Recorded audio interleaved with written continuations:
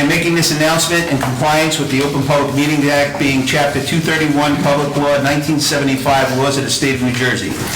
The Planning Board Secretary has prepared a schedule of the meetings of the Planning Board of the Borough of Kenilworth for the year 2022 and has posted a true copy of this schedule on the bulletin board located at the front entrance of Borough Hall, and has mailed true copies of this schedule to the local source in the Star Ledger, and is maintaining a copy of this schedule in Borough Hall. Accordingly, the notice requirements of the Open Public Meeting Act have been satisfied in regards to this meeting.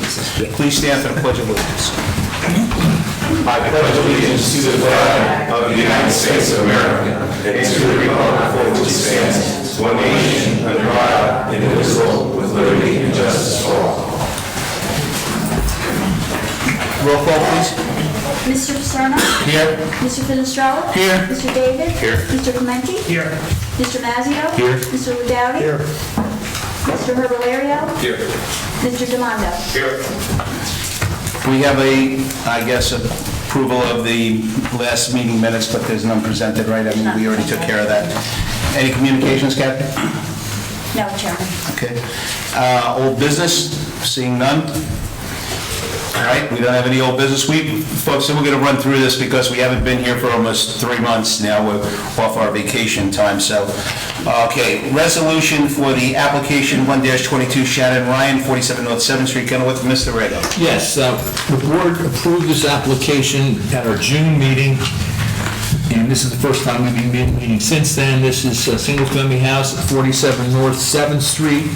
The applicant was proposing to add a second story over their existing footprint. There was 2-foot overhang along the front and rear sides of the property.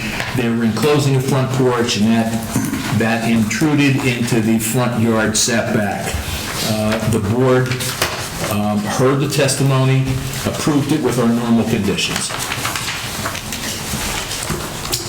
Is that it? That's it. I'd also like to put as part of the record before we vote on a resolution that I asked, with the permission of the entire board, to ask the board secretary to write a letter to the applicant because we were gone for 2 months. We didn't want to delay the applicant of getting started on their project. We knew that this resolution was coming and to be memorialized tonight, so we allowed them to go ahead. Okay? So, a motion to approve the resolution? Someone? Motion made by Mr. Fenestrella, seconded by Mr. Herbalario? Mr. Herbalario. Roll call. Roll call. The people that we hear for that, right? Right. Mr. Paserno? Yes. Mr. Finestrella? Yes. Mr. David? Yes. Mr. Herbalario? Yes. And Mr. Demondo? Yeah. Okay.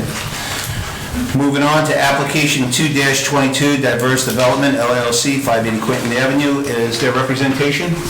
Good evening, Mr. Chairman, members of the board. My name is Stephen H. Merman. I am of counsel to the Hale offices of Jacobin Wargaft, and I'm here this evening on behalf of the applicant, Diverse Development, LLC. Mr. Merman, if I can interrupt you for a minute, are we okay with the notice and publication? Yes. Thank you. Okay. Thank you. Mr. Merman, do you also have witnesses here tonight? I do. I have 3 witnesses that I propose to present this evening. They are our planner, Alex Doherty, Okay. engineer Ed Deck, and representative of my client, Greg Randazza, who is here ready, willing, and able to testify this evening. Okay, to expedite matters, would we like to swear everybody in at one time, Mr. Rego?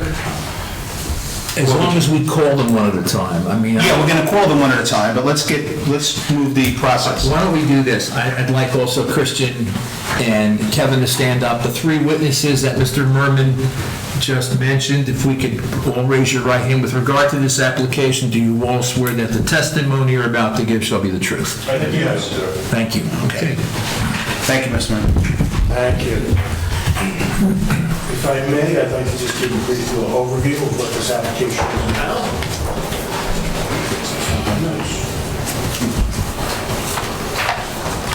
For the record, we have received planning review as well as engineering review, and we are ready to address the comments that we received from that. This is a relatively simple case before the board in that it is an undersized lot case, and we are seeking to put a one-family house in a one-family zone on the undersized lot. The board is very much aware of the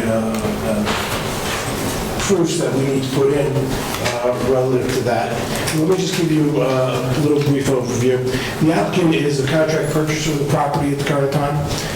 We have made inquiries of the surrounding properties as to whether or not they would be willing to either purchase or sell a piece of their property with regard to our piece of property so that we could satisfy that particular criteria.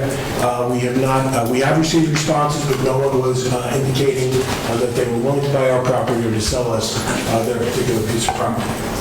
Mr. Daza has been in the neighborhood and will testify as to what efforts have been made relative to that. There is a qualified residential zone, single family. This is an undersized, isolated lot. And we are proposing to construct a 2.5-story single-family home. Additional improvements will be an attached garage, driveway, front porch, walkway, and landscape.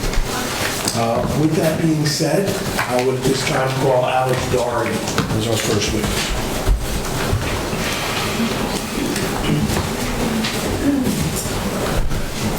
Mr. Doherty, you've already been sworn. If you could just state your name and spell your last name, please. Alexander Dougherty, last name Dougherty.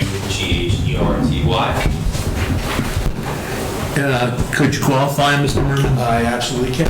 Please give us the benefit of your educational background. Education at Rutgers Schlossstein, Master of City and Regional Planning, Concentration in Development and Redevelopment Studies, Certification in Public Policy. Are you a licensed professional planner? I am in the state PP as well as national certification in ASCP. Both licenses occurred in good standing. And testify in this capacity on a weekly basis. Approximately how many boards have you appeared before? This year, a little over 60. We're fine with this. Thank you.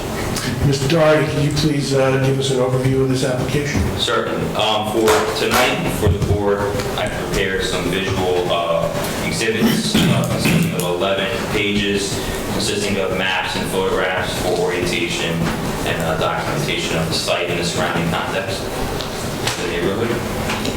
We'd like to have this marked as Exhibit 1. And A1 is a package, assuming they're...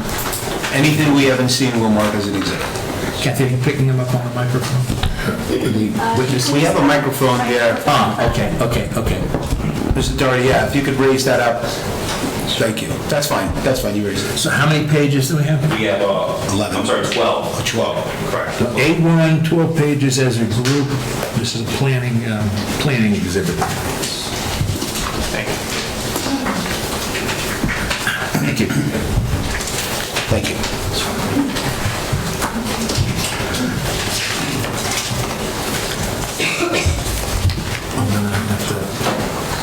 Okay. Thanks. I notice a number of people here. Is there any extra that you could circulate to some of the public so they can see what we see? I can't. I do have a USB as well. I have one. Certainly. So, will the members of the board please raise your hand so they know who to pass out things to, please? Everybody got a copy? Yes. Okay. Kevin needs. Did everybody get a copy? Yeah, we can share. Mr. Chairman? Yes. The witness has indicated he can't email them to those of us with electronics, saving paper copies for the board. Okay. Would you like to give him a moment to do that? Anybody who wants this done electronically, whether it's public or anyone else, would you like that to happen now, or can we move on? Anybody? We're actually talking to the public, of course, we all have it. As a matter of the board, Your Honor, Stephen Slidewalk from the Office of Herbert Niles. I am representing a neighbor in this matter. There is an extra copy I'd love to see on, and certainly accommodate the board to make sure that they see it before we address it. Absolutely. Thank you.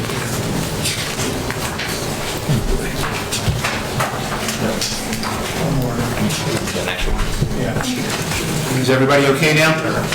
Okay. Let's go. Right, that was marked A1 as a package. Who's that? Do you have access here? Okay. Could I ask, Your name again? I think council should come up and... Yeah, I want him to come up, and I want you to tell us who you represent, because whoever you represent can only speak through you, as opposed to individually. Good evening, everyone. I apologize for the interruption of everything. Stephen Slavoff, it's spelled S-L-A-V-O-F-F. I'm the law firm Herbert Ellis, that's E-L-L-I-S. I represent Nicole Ordway. She is the property owner at 584 Quinton Avenue. Okay, I'm sorry, what was the person, the woman's name? Nicole Ordway, O-R-D-W-A-Y.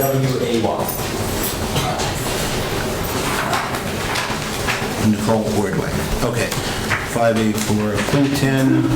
And was there something electronically that we had to send out before we proceed? The applicant's planner is going to send this exhibit to me. I will share it with Christian and with Kathy. Okay.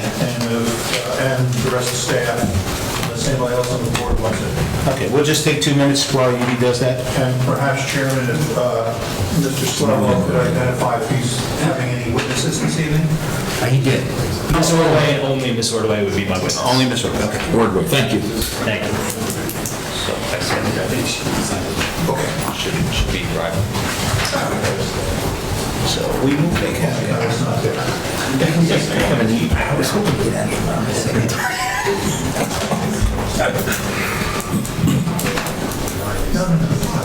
I'll pull the Goomba boys, tell them to hold the table.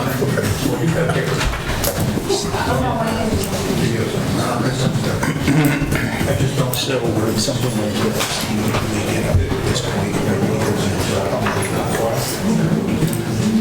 It's his case. He'll call, he calls Doherty. Doherty will testify. He will. Doherty. We have questions. We ask him. Slavo for the public, Slavo should ask questions. And he has it.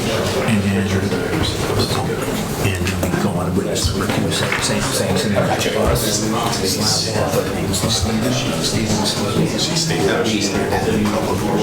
Yeah. He can't hold ordinary to testify. But when it comes to the public, she has to, her attorney speaks.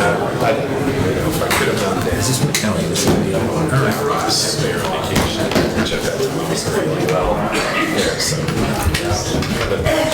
Are we ready? Thank you, Chairman. I've sent it out to staff and officers. everyone in the audience, please, if we're taking these little moments here, we got to be careful because everything's being recorded, and our court secretary will have a hard time trying to pick up all the information. Are we completed? I think he's supporting. It's been forwarded to staff and the officers, Chairman. Okay. Ms. Machida has it, we'll forward it to the board. Okay. But not right now. Okay. So Mr. Merman and Mr. Dougherty, Yes. I think we can proceed at this point. Thank you, Mr. Chairman.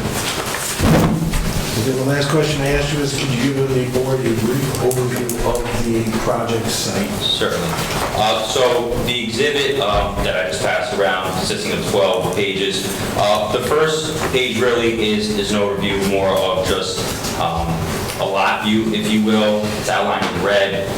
What's interesting to note on this is, this comes from New Jersey's NJDEP GeoWeb, and this particular layer shows building footprints. I know it might be a little hard to see here, but what's important to note is if we look at the stake on the other side, there's a larger building footprint that are actually on two separate lots. And I'll kind of circle back to that a little later on. And they actually are within our zone. Page 2 is more of an aerial of the same, just different layer from GDP's GeoWeb DP, again outlined in red. It's a vacant lot. When we look at the third page, what's important to note and distinguish on this page here is the yellow lots indicate similar size lots, actually at least smaller than what we have, that are behind us and off to the left and the rear, kind of showing a small pattern, if you will, just particularly within our block. The houses across the street on Passaic, if we can kind of see the lot lines go through those, from the public ground, they look like one structure on a larger lot. They're actually individual lots, more that townhouse kind of feel you can see. Again, and those smaller lots are actually more compatible with what we have here. Page 4, as we can see, again in red, is our property in question. As we can see on the tax lot here, it's got a 34-foot frontage. The lots behind us, circled in blue, indicate the frontages for those properties. We're at, for lot 4, 27.5 feet front for frontage or width. Mr. Derry, may I interrupt 1 second, please? Yes. 17 there is your lot. Correct. And that addresses 580. Where would 584 be in relationship to that? To the left or to the right, do you know? 584, I believe, is going to be lot 16. It would be right next door. Yeah, right next door. Okay, thank you. So, lot 9, right behind us, has a width of 25.5 feet. Lot 11 would have 27.5. So just kind of painting the picture that we do have some undersized lots on this block, which is 138. When we look at page 5, this is the other side of Passaic. Again, these lots, as you can see, basically from lot 25 to lot 18, that collective group in the front, they're all undersized, more in character. And again, off to the rear of that, lots 4, pretty much to lot 14. We're looking at lot sizes at 31, 32, 30, 28, and the likes of that. So I say that because as we kind of go through the exhibit here on slide 6, this is from the Kenilworth Borough's website for the zone. If we look in red, that red arrow kind of indicates where our lot is within the R5 zone. The other side of that Passaic, with those groups of lots I just mentioned here, are in the R5A zone. The only discrepancy between the R5A and the R5 zone is the R5A allows for multifamily dwellings, so we're looking at a zone that's more intensive in use, with pretty much the same bulk and dimensional requirements. And not that those properties are two-family houses, but they do allow for that, obviously, but these lots would be smaller. So I say that to say, we have smaller lots in the comparable zone north of us, and it kind of trickles down, and we're really the last lot here within the built environment that is undersized. So the greater neighborhood. Let me just stop you right there. Yes. Can you just identify for the board the exact nature of the C variances, Sure. variances that are required for this application? Certainly, we're here for a hardship. The variances we're seeking is minimum lot area. We need 5,000 square feet. Our lot has 3,400 square feet. Lot width, we need 50. We have 34. And lot frontage, which is pretty much intertwined with the lot width here, we need 50, we have 34. We, as a council expressed in the opening statements, we've tried to cure this deficiency, but have not prevailed with acquiring the property to our left, which is vacant. And if we were to do that, what's important to note when we look at slide 4 here, if we were to acquire lot 18, we would have a property at 94 feet in width. So when I look at the rest of the neighborhood here at 50, 55, 58, given the bulk requirements for the R5 zone with 5 feet of separation for side yard, if we could comply with that, we'd look at a property, a building build-out potentially of about 84 feet in length, giving an engineers and architectural designs, which is way out of character for the neighborhood. But that did not prevail. We were not able to acquire that property. If we did, I think the more reasonable approach would have been to subdivide that for 2 houses here. But nonetheless, that's not why we're here. We're here for lot deficiencies, which is the hardship. Now, with regard to the application, there's one additional bulk variance that's being sought, is there not, for maximum height? I don't believe so. I believe we're at 2.5 stories. At 32.8, and the zone requires 35, 2.5. So 35 foot is what you allow. I believe we were at 32 feet, .8 at 2.5. That was the latest plans I saw. It's possible my notes are a little bit old. So with Moving on. Yep. With respects to the R5 zone, what's important to understand what we are in compliance with, what we can address. The applicant has our minimum front yard setback for the zone is 25 feet. We're at 25 feet. The minimum side yards are at 5 feet. We're giving you 5.08, a little extra, but our side yards, our separation would be exactly what the zone would allow for if this was a conforming lot. Minimum rear yard at 20 feet, we're giving you 23.17. When we look at, like I just went over, maximum buildable height of 35 feet, 2.5 stories, we're at 32.8, 2.5 stories. Maximum lot coverage of 75%. Our coverage for even a smaller size lot would be at 48.13%. When we look at the FAR, the floor area ratio, the buildable square footage for the lot itself, your zone allows for 75% max FAR. We're at 72. So with that being said, as a planner, when we look at undersized lots and potential negative impacts here, I particularly look at lot coverage from, a smaller lot being covered more of the impervious coverage, and side separation, the side yard, the bulk requirements. That's our back of the napkin, 10 pounds in a 5-pound bag measurement, if you will. We have that 5-foot separation with a little extra, which is what the zone would require for. And, our lot coverage we are under from an impervious coverage standpoint. So from the size of the lot, we're building within the buildable footprint and respecting our limitations and not really asking for anything other than just the fact that our lot is undersized and we can't cure that deficiency. So with that being said, when we look at potentially building on this lot, there are some project benefits that could be addressed here. One particularly, the R5 zone is designed for residential neighborhood. Right now, we have 2 through lots. Basically, we have a frontage on Passaic and Quinton. That's not necessarily what the zone called for. It's called for a residential zone. This is a taxable lot.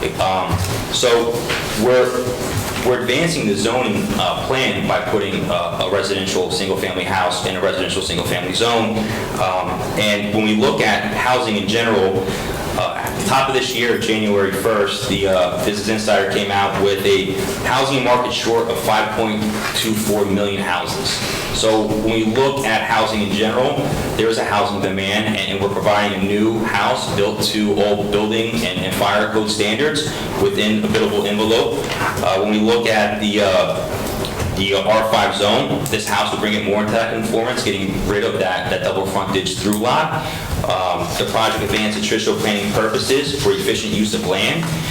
When we look at desirable visual environment, I think it's more desirable to see a residential new house than just an empty large void in the public realm, right in the middle of a residential neighborhood.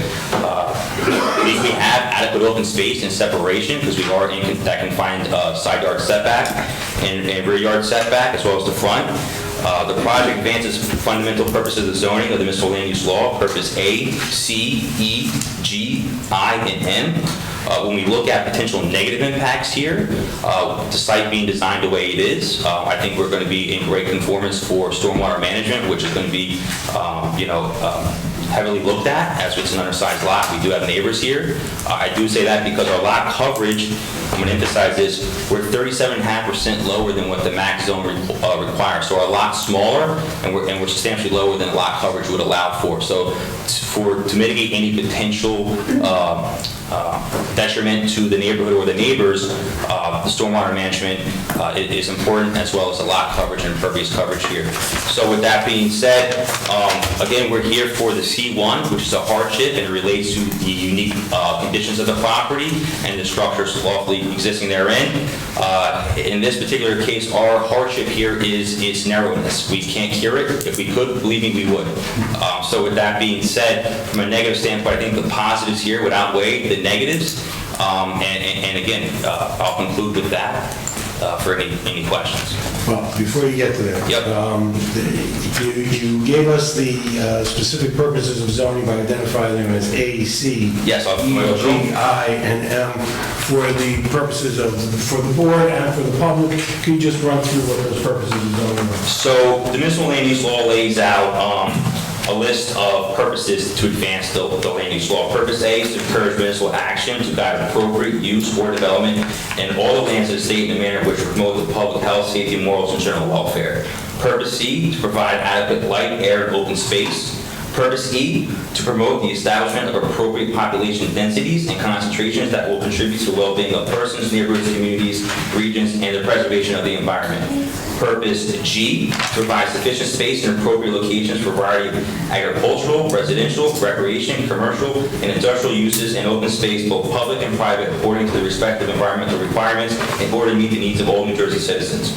Purpose I, to promote a desirable visual environment through creative development techniques and good civic design and arrangement.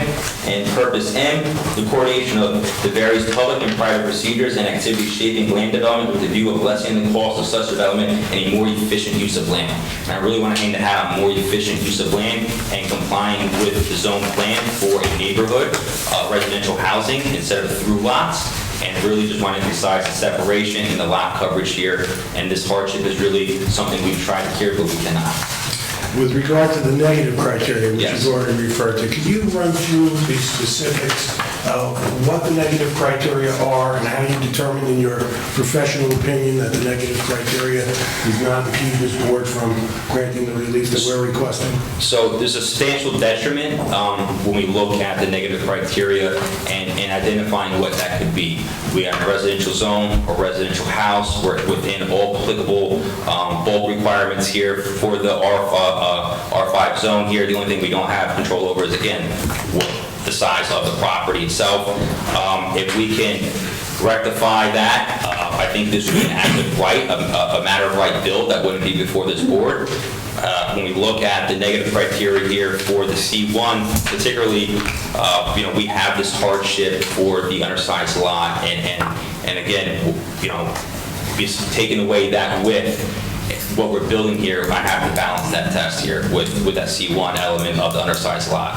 Let's talk about negative impact upon the surrounding properties. Do you see any negative impact on the surrounding properties? I necessarily don't.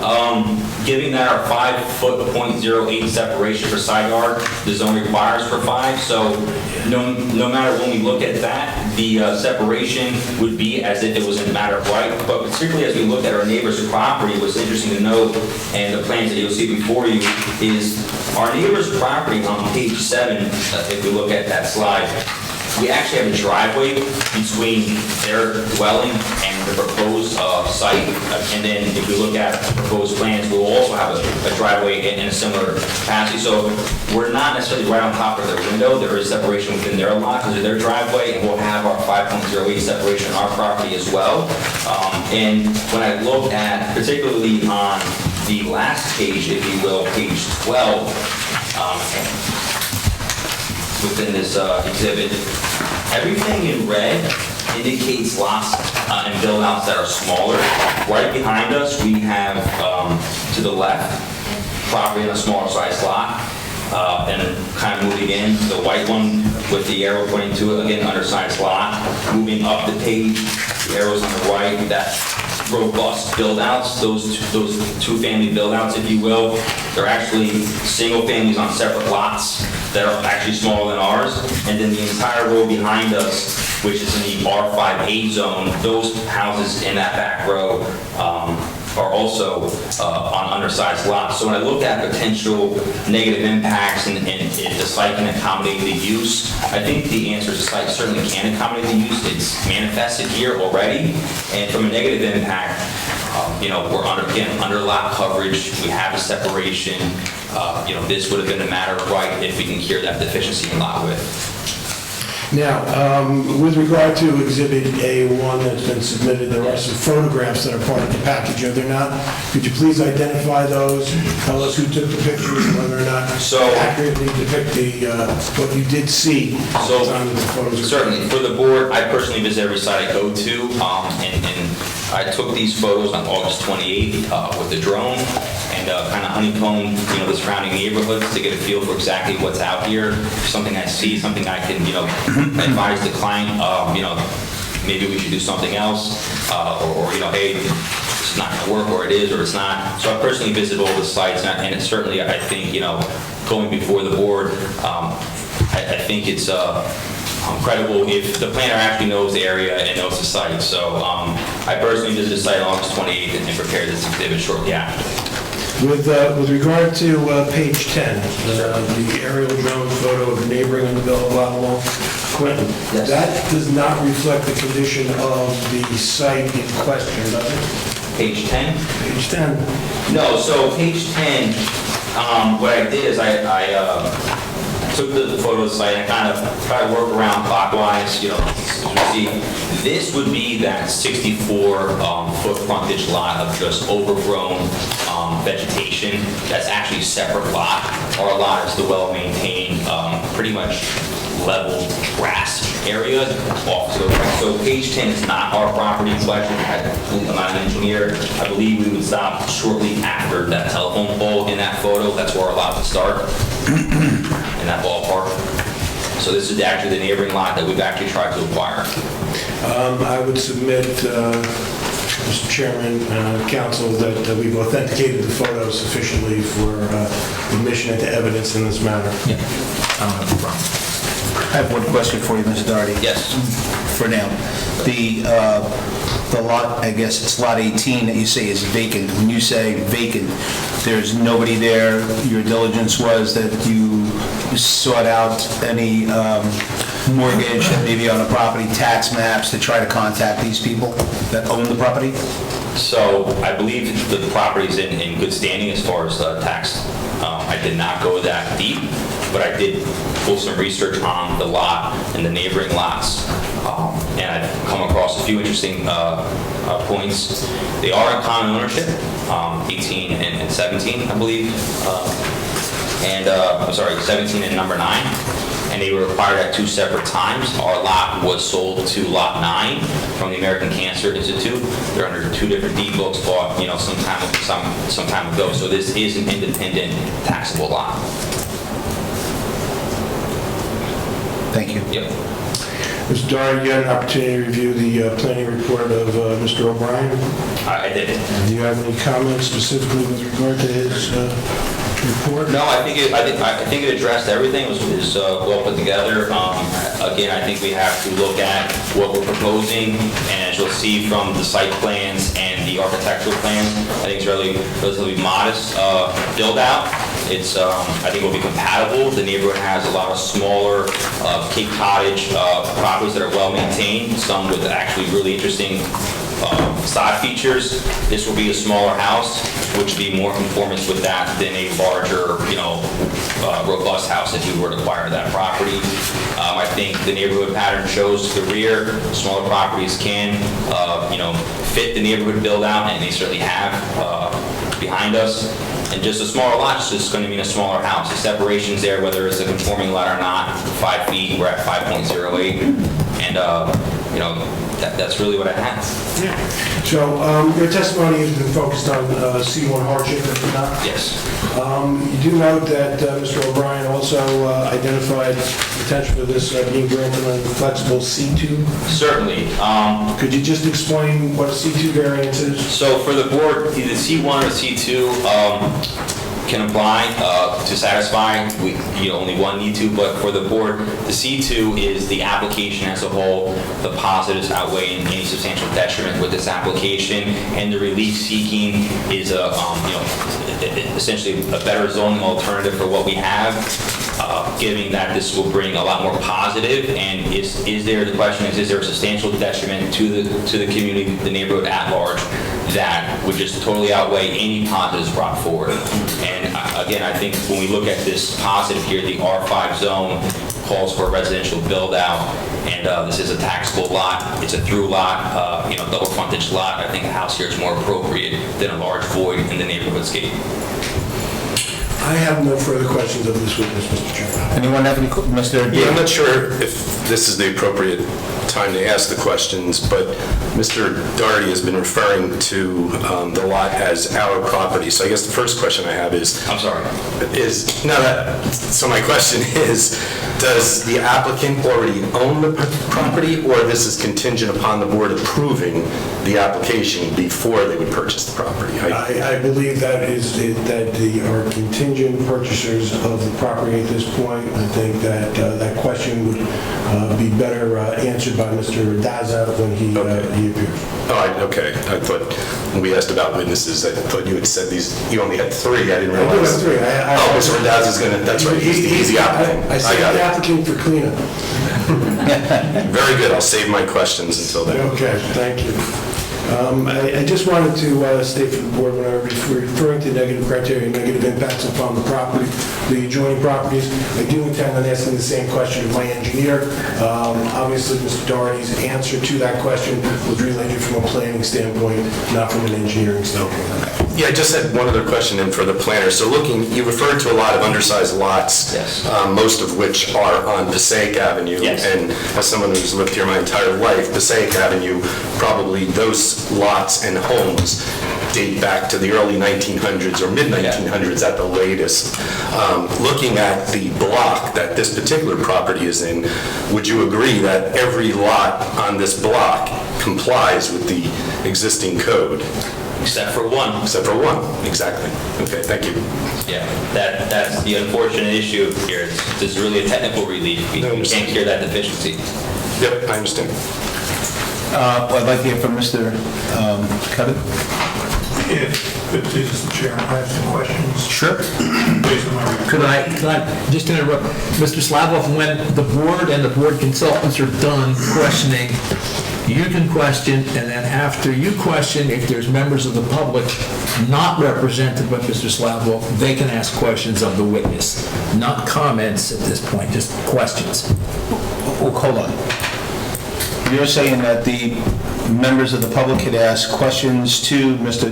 Doherty Yes.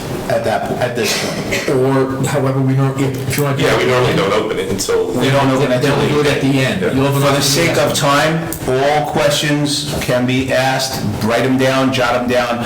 Otherwise, this is going to be a back and forth all night, and not that it's not important. I'd like to hold this to the public portion, and this way we could bring all the professionals back up, and you could ask whatever questions you like, okay? But let's get all the facts in, because sometimes they're going to touch on things that may have your question already answered, okay? Thank you, Mr. Rego. Thank you, Chairman. Mr. Doherty, on Yes. page 2 of my report, under item 3, planning comments, my second paragraph did deal with the lack of a site plan, plot plan being submitted. One was submitted by Mr. Merman on Yes. Tuesday.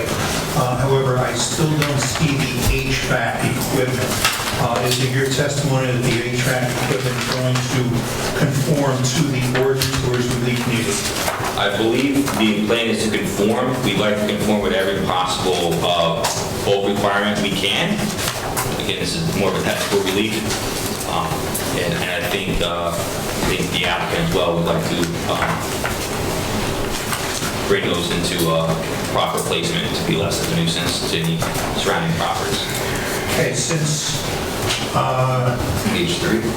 we haven't seen this, I just want to confirm that it may not be your testimony, maybe other testimony, that the lot coverage and FAR are correct as shown on the plot plan of December 17, 2021. If I could stop you there, Mr. O'Brien. Mr. Deck is here who prepared that, and he will testify specifically to that. Very good. Mr. Doherty, will you be testifying about street trees, or is that Mr. Deck? I believe Mr. Depp would testify as street trees. Okay. Same with the architectural? Yes, I'm not going to. Very good. Mr. Chairman, I had a couple of questions based on Mr. Doherty's testimony, which is factual. I can wait for the board if you so wish. I think that would be best. Okay. Okay? Chris, do you have anything? No questions. Okay. Does anyone else from our board here have any questions? At this time, we could ask more later on. I think we have it. Yes, sir. Then if I may ask my factual questions? Go ahead. Thank you, Chairman. Yes. I think Vice Chair David did make reference to this about if you are standing in front of Lot 17 on Quinton Avenue, can you see any of the other undersized lots? Directly to our rear, Lot 9. If you're standing on Quinton Avenue in front of the lot, can you actually see any buildings on Quinton or lots that are undersized, Yep, directly to our rear would be Lot 9, which is undersized. which may or may not be visible from Quinton? it is. Well, it is currently visible from Clinton because there's no structure on it. Yes, it's a substantially cleared lot. Okay. You had mentioned that R5A allows multifamily uses. Yeah, two-family house. Okay, my understanding is that multifamilies are 3 or more. Would that be correct? Correct, sorry. Two-family housing is allowed in the R5A zone. Okay. How far away is the R5A zone from this property? As far as feet, I don't have that exact measurement, but we are 1 block away. You had mentioned previously that, I think it was NJBIA was your source, NJ DEP's GeoWeb. that NJBIA said that New Jersey was 5 million homes short, is that Oh, correct? I'm sorry, that one, yes. The Business Insider, January 1st, came out an article of this year that there's a home shortage of 5.24 million homes, and this is the slowest build-out since about 1995. And there's been a few more news articles and the likes about the housing shortage, but, I think providing housing is paramount to the public good and welfare.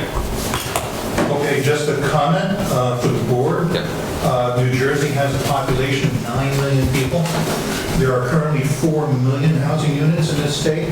If New Jersey's 5 million homes short, that would mean that every single resident of New Jersey would have their own home. That's what Just pointing that out, whatever the source is. Also, you mentioned lot 18 is 64 feet, but it is in fact, according to your exhibit, 60. I'm sorry, 60. Which lot was that, Mr. O'Brien? I'm sorry, sir? What lot was that? That was lot 18, the adjacent lot to the west. And on plan here, it says 60, and you're saying it's actually what? Mr. Doherty said it was 64 in testimony. No, he said it was 90. It was 94 total. You could combine 17 and 18. Lots combined. If we were to converge. But the actual size of 18 is 60. Right, 60, ours would be 34, combined would be a 94-foot width. Very good. You also mentioned that 17 and 9... Can we hold it down out there? Hold on, Mr. That 17 and 9 are in joint ownership? They are in common ownership, bought at separate times, some years apart.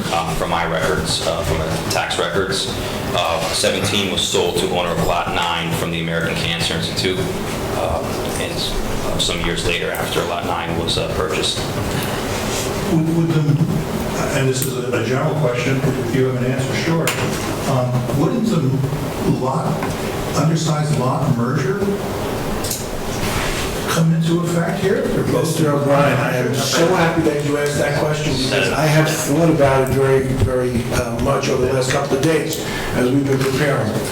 In the lot merger cases, usually what happens is that you have now created, by having 2 lots side by side, or in this case we have front and back, right, more like a railway, that you would assume that you're going to be more conforming to the lot, to the zoning, and you're going to be creating a situation where you can be closer to, if not exceed, the existing zoning that's here. There also has to be an intent to merge the properties. There has to be something. So, for example, if the owner of the lot on Passaic decided they were going to build an accessory swimming pool for their use, that would show their intent, right? If they were to make an application of any kind themselves with regard to this, that would create the situation. The ultimate result of what we're talking about here, and with all due respect, Mr. O'Brien, is we're talking about lots that cannot in any way, once merged, be more in conformance than the lots currently are now. We can't get any more width. The lots themselves are already conforming as far as their length is concerned. So, for those reasons, I do not believe that the case law would indicate that a subdivision, because that would be the ultimate other form of relief that we would be looking for, would be necessary or appropriate under these circumstances. I hope that answered the question, Mr. O'Brien. If I may, Mr. Merman, you said that it would not be conforming, it would not be more conforming if they were merged, but they would be more conforming. I'm just throwing this out because this is all new. But if they were merged, you would have a conforming lot area. Would that be correct? And does that You matter? know, again, we're playing with the math.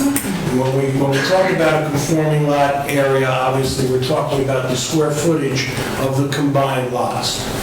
But the factors that we're looking at here really are not, and we're asking for the variance, obviously, right? But if we were to look at these two lots as one, we would still have the narrowness issue that's confronting us, all right? The other part of this, and I may be missing this, the lot that fronts on Passaic, is that in the 5A or the No, 5? it's in the 5. It's in the 5, okay. It's lot 9. But to kind of piggyback with the conformance, the question becomes as well for zone conformance, is it more conforming to have a through lot or a house, right? If American Cancer Institute Society hypothetically sold to someone else, this would have happened some time ago, and this wouldn't have been on the top of the discussion. But nonetheless, to keep these lots on one ownership that are in two separate deeds, two separate deed books, but at two separate times, now we have a through lot. And we have this big void in the public realm along the residential neighborhood and the character. And I think a house appropriately sized, I think the site can accommodate the use. I think there's a lot of benefits to the housing, and the negative here would simply be addressed through the stormwater management to ensure that there would be no adverse impacts from this lot. That's how I see this. Where are you going with this? A unique situation, Mr. Chairman, which I did not anticipate.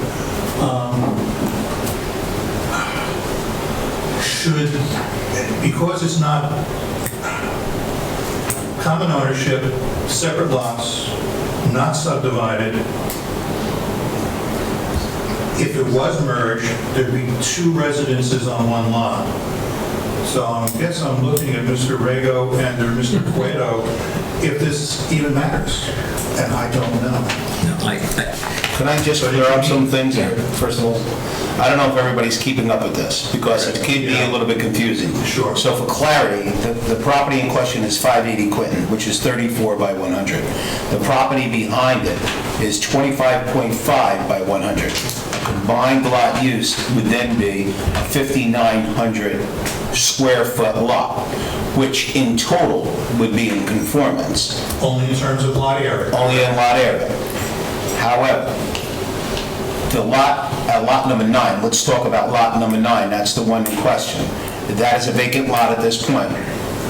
It's developed, Mr. Chairman. No. I'm sorry. This house, 17 is the vacant lot. I'm sorry, lot 18 is lot 17 is the vacant lot. But what you're saying is because it has the same ownership, it has... That fact raises a question. There is a doctrine in the law, which is a strange one, where two lots legally could merge under certain unique circumstances. You have to look at the title. Is it in true common ownership? Are there other parties that own pieces of it? And I'm not prepared to say that this is. I don't think it is. Kevin's point was, let's assume lot 17 and 9 merge. There's already a house on 9. Then nobody can build on 17. And because you can't, unless the board granted a variance for a second house on the same lot. And I don't think at this point, I'm not prepared to say there's a lot merger, because that takes a lot of work to sort that out. And I don't think it's our position to do that. If the applicant or if the objector wants to go through that process, fine, but at this point, I think we should just move on. I don't know if they merge. Even if they merge, we still have an issue of width. And because all the side yards on 17 in and of itself, all the setbacks are fine. The FAR is fine, we just have an issue with the width and the lot frontage. Was this caused by the overall deficiency in the square footage of the total lot? Didn't we Mr. Rego, and that would be that if the lots did merge, then this board would have to grant a subdivision in order for the new home to be built, and a separate lot to be created. That's correct. If I can address that for a minute? Anytime we come in with an application, we make sure that we place in our notice a specific catch-all phrase, which basically is, and we're applying here for what we're applying for, and any other relief that may be required as a result of professional and township review. I would submit that we are appropriately here. We have noticed for a potential such as the one we're talking about now. And if necessary, we will amend our application to include a subdivision. I don't believe it's necessary. I believe that there has to be intent to merge the lots in some way. I do not believe that the mere fact that it comes into common ownership creates merger. I think there has to be other indicia with regard to that. I agree with that, but let me ask you this. You said that your client was the contingent purchaser. Your client doesn't own the property. Clients will not own the property. As we sit here tonight, are Lot 1 and Lot 17 owned by two different people, entities, whatever you want to call it? I cannot answer that. Maybe we'll wait for your client to come up. Maybe wait for your client. I think we should move on. I just want to ask one more question pertaining to the master plan. Weren't we at one point talking about single-family homes, two-family homes being 50 by 100 and then 75 by 100, 7,500 square feet? And there was a catch-22 at one point where someone said, well, I have 7,500 square feet, but I don't have 75-foot front, which made it a problem for us down the pike. Then didn't we go back in and say that each lot size needed to be 75 by 100 frontal and single-family homes 50 by 100?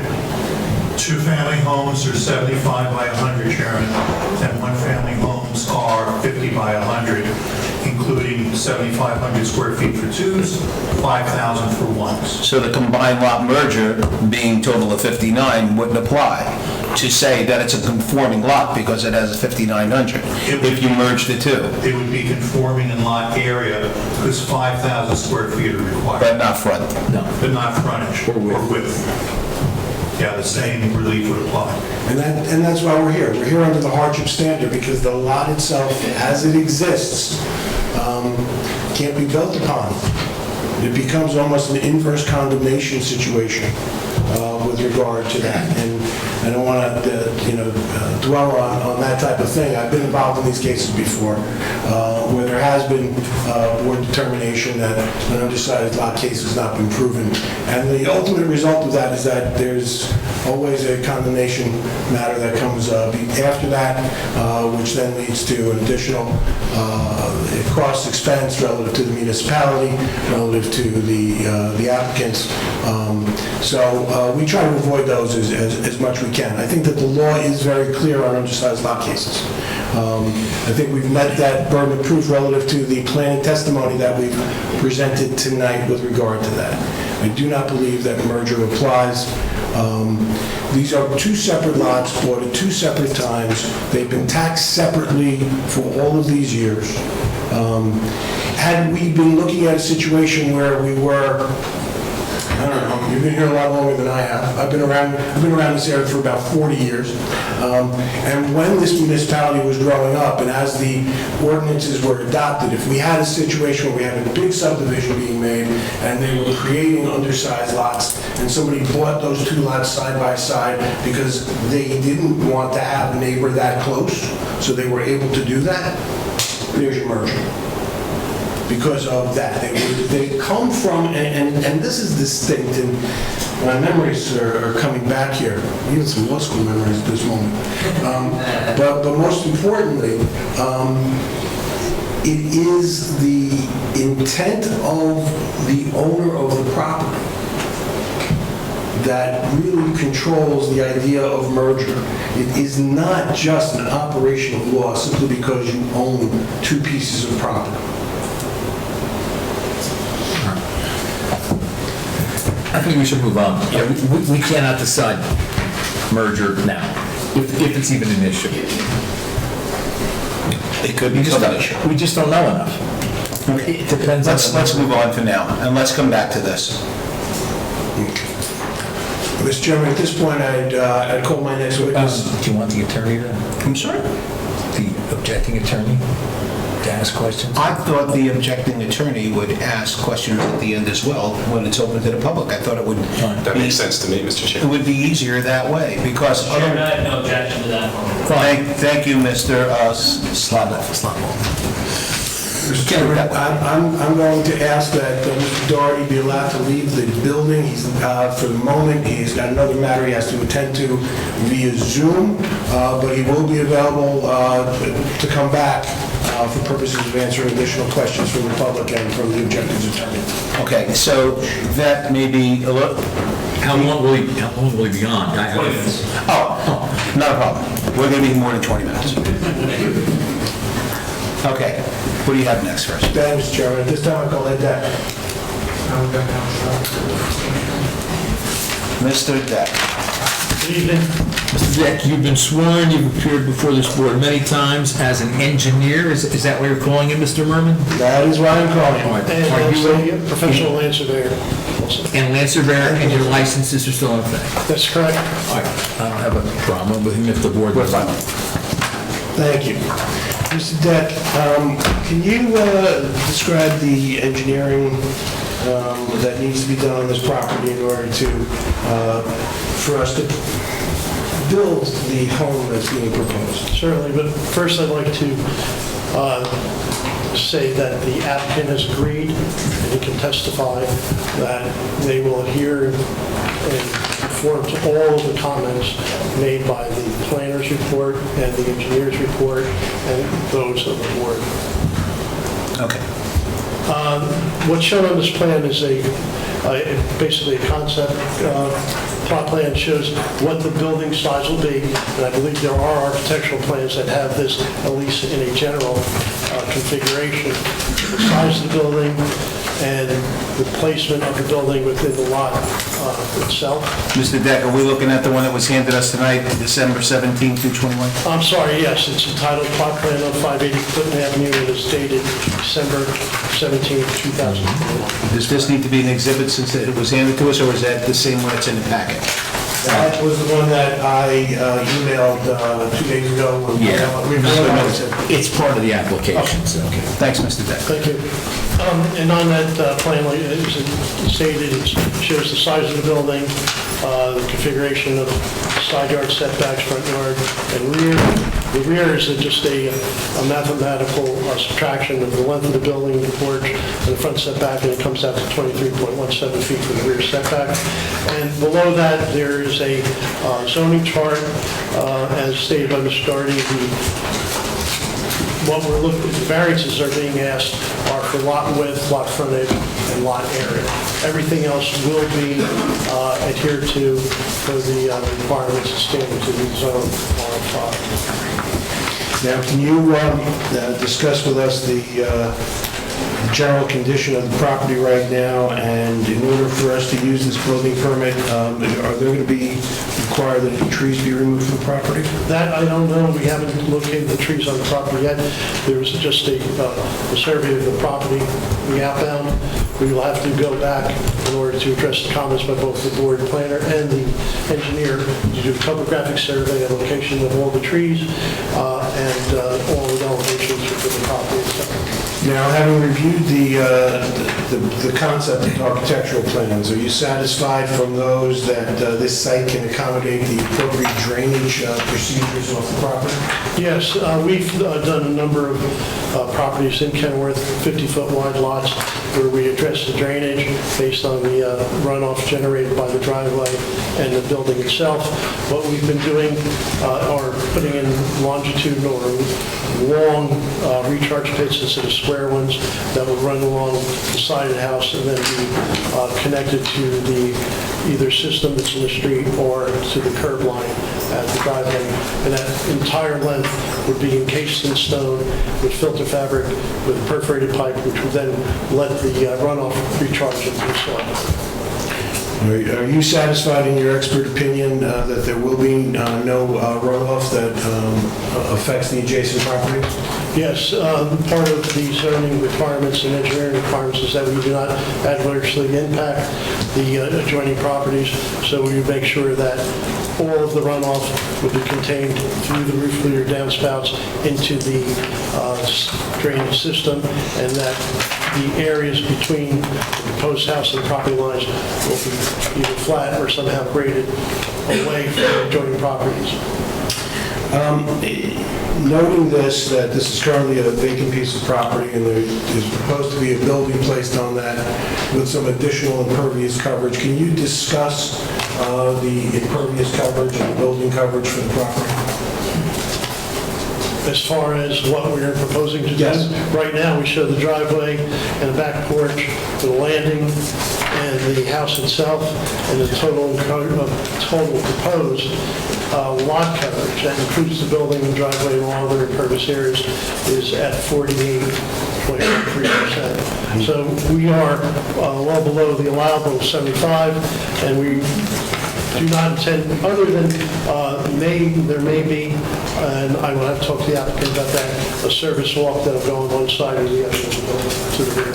Now, Mr. O'Brien has brought to our attention the location of the HVAC. Can the site accommodate? Yes, we will either meet it on, have the units on the side. We don't have enough room there. We will have those in the back of the building. And all that would be presented to the building That department? would all be on the plot plan.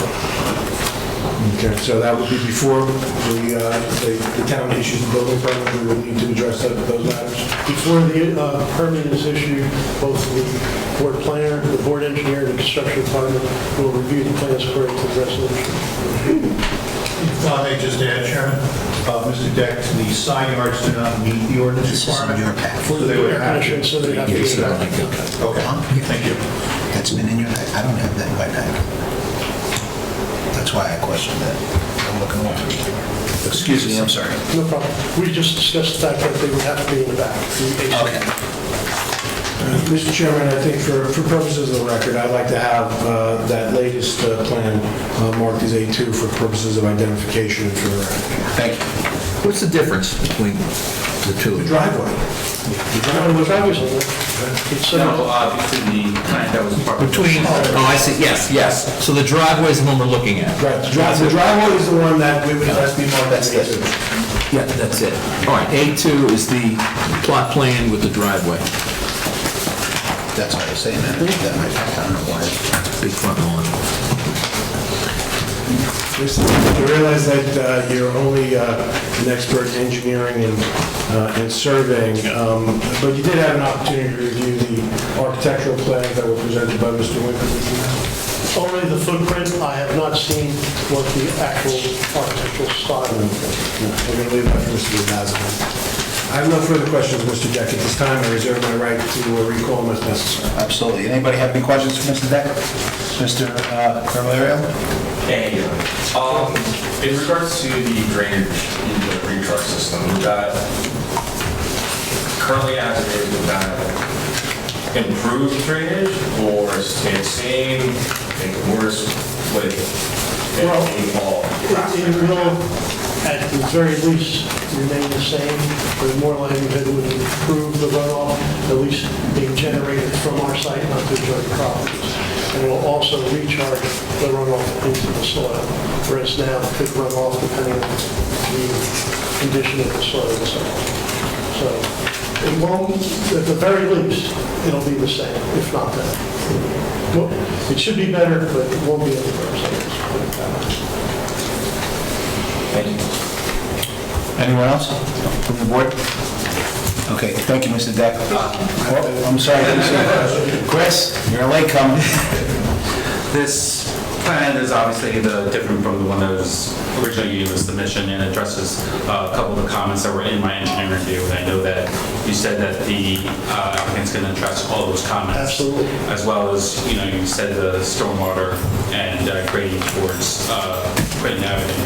However, I just want to put that on record that you're going to be resubmitting a revised plan that shows the grading, stormwater, possible trees, the HVAC, the utilities connecting to Clinton Avenue as well. Existing topography, yep. Okay. And for the record, we would accept those as conditions of any approval, and we would provide all of those compliance issues before seeking any building permits. And also any connected construction details for... All the construction details also, correct. That's all I have. Mr. Deck, can I ask you, why weren't they provided to us tonight? That's a good question. You knew I was going to ask it, right? That's right. You know how we feel about conditions. Pardon? You know how we feel about conditions. Oh, I know, and of course, I'm well versed in that with this board, and I always try to meet your expectations. As you see, this was dated 2001, December 21, I'm sorry. The original survey was done before that, and I believe the applicant felt that, or might have understood that he needed just to submit the survey. That wasn't enough. Then I believe in order to get denied and have to proceed with a variance, that's what this plan generated. Then I don't know because whether it took a while within the applicant and getting the plans reviewed. I'm not sure how that went. I don't know. But the first time I heard that we were going to the board meeting was probably about 3 to 4 weeks ago. Okay, I'm just going to ask Mr. Deck, you know how this board is. In the future, please have those things in place. That would help us out a great deal, so we could all see them, we could all view them. Well, it wasn't my intention. I'm sure it wasn't, but Understand. anything else for Mr. Deck? Anyone? Okay, what else you have? At this time, I will call the applicant. Greg Randazza, who is the representative of the applicant. Sir, you're already sworn. Could you state your name and spell your last name, please? Gregory Randazza, Randazza. And you're the contingent purchaser of this property? That's correct. We're currently under contract based on approvals, so it's contingent of. Okay, thank you. Mr. Randazza, could you give the board the benefit of your professional background? Sure. So I've been in real estate development since 1994. I've done several large projects along with several small projects. Most of my work's done in Union County. I'm presently on my 68th single-family home in Clark right now. I built the Union City Municipal Building, which is outside of Union County. And within the county I just got done with the Roselle Park building down the street, 16-unit building on the corner of West Clay. 5 single-family homes in Broadway subdivision last year. So, like I said, over 67 single families and a few multi-family buildings. Mr. Randazza, the one on West Clay, is that the one across from Weldon? Yes. Okay. Thank you. Could you tell the board how you came to focus on this particular site? So, as I said, I've been building in Union County for years. We heard through the grapevine that Mrs. Beaver would like to sell her lot, and so we approached her with a contract, and we came to fruition, and basically contingent on single-family home building, so that's where we stand today. I just got done one on 531 North Ave in Kenilworth about 16 months ago that we sold. That was a 2-family renovation, so I built an area before, and we became aware of this one, and we're pursuing it. Now, you've heard testimony before, and you heard me talk about your efforts that you made to acquire additional property to merge into this property. Can you explain to the board what you did? Sure. I believe both property owners were notified by certified mail, because it's the budding owners, adjoining owners. But we also approached the neighbor about buying her property. She does not want to sell the property, so we're kind of landlocked there. And that would be the neighbor with the overgrown large lot on your... That's correct, the neighbor with the 6,500 lot, that's with the overgrown shrubbery. That'd be lot 18, Lot 18. the vacant lot. Mr. Chairman, for the record, I do have correspondence between my office and those homeowners, and we will submit them to show the record of what Mr. Daza has indicated through testimony. Okay. And we'll submit those, assuming it's a condition of approval. Mr. Daza, describe for us, if you could, what your vision is for what this house is going to look like. Sure, it's a single-family dwelling, 2.5 stories, 23-foot, 10-inch squat, I believe, yes, 2310, with 5'1" side yards, just about 5'08" side yards, 4 bedrooms, 2.5 baths. Actually, it's 3, it's 3 and a bath, which is a bedroom and the attic. So it's 2.5 stories. It stays with under the height restriction, which I believe in Kenilworth is 35 feet. We're proposing 32.8. And the building is approximately, I'm not sure, probably 45 foot long. So. How many off-street parking spots are proposed? So we're going to provide a driveway for 2 spots, and actually you can put a car garage too, so that'd be 3.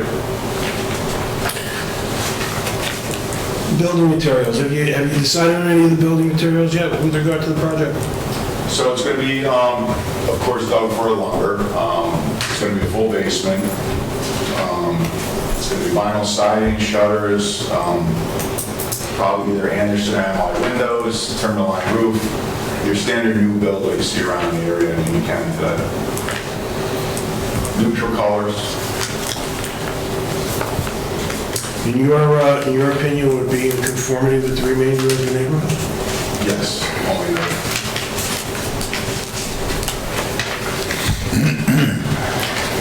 With regard to the eventual plan, you do plan on putting landscaping in, correct? Yes. Does that include any fencing or any other type of buffering for the next door properties? We can provide fencing if the board makes a restriction, but right now there's no fencing, simply because the lot's 34 feet wide. We can provide a street tree if possible on a remaining property that's on the left of the driveway. And of course, the front of the home lot shrubbery. Mr. Chairman, for the record, we will certainly accept any comments that may be made by my friends at Harbor Consultants relative to any street trees or anything else on landscape. Okay. I really have no further questions, Mr. Adaz, at this time. I really am presenting him as a representative of the applicant to address any questions that the board or the public may have relative to this project. So obviously, Mr. Randazzo, this is not a home you're going to live in, it's a spec home that you're going to put right back up for sale. Yes, sir. Okay. Anybody else have any questions for Mr. Randazzo? Mr. David? Yeah, with regards to the attempts to purchase property from the adjacent property owners, and specific to lot 18, did you request to purchase the entire lot or a portion of the lot? So I believe the language was the entire lot. So you didn't attempt to possibly purchase an additional 10 feet from that property owner, which would leave them with a 50-foot lot, which is a legal lot, and increase the size of your lot by 10 feet, and thereby making it more conforming with that particular block. If I may, Mr. Chairman. Yes, Mr. Murphy. I'm sorry, I was trying to call you Mr. Chairman. I'm Vice Chairman. I apologize, Mr. Chairman. Mr. David. The circumstances are when my office presented correspondence by way of certified mail, it gave a variety of options for the owner to check off. One was, I wish to sell my property, or I wish to sell part of my property. I wish to buy your property. right? We also provided an avenue to begin negotiations by asking them, well, if you want to sell us a piece of your property, how much are you looking for? So we did provide an opportunity, and as we go along, obviously, if there is anyone who is willing to sell us 10 more feet to make this more conforming, we're not going to turn the opportunity down. But at this moment, we don't have anybody who's willing to sell us that 10 feet. And you got an actual response from Yes, the property owner? Okay. Yes, sir. And I Very put that on the record, and while I'm not under oath, I take this very seriously. Yeah, no, I appreciate it. Thank you. Anyone else? So I have a question on the third floor bedroom. Does that can almost make it a third floor or not, since it's basically a bedroom with a bathroom in it? I guess that's for Kevin, or? I believe you have to follow a certain amount of square footage. Yes. Okay, I'm just asking, I wasn't really sure. Okay. It's a couple of things, including the appearance from the street. So, for instance, if there was a third floor that went all the way across, windows, we would consider that a third floor, but as Mr. Clayton just pointed out, in terms of square footage and appearance, it does not Okay. qualify as a third floor. I'm good, thank you. Mr. Rego? Yes, Mr. Randazzo, there's been comment with regard to Lot 17 and the lot behind it, Lot 9. Who owns Lot 9? Her name's Diane Beaver. Diane Beaver. You mean who I'm under contract with? No, Lot 9 behind you.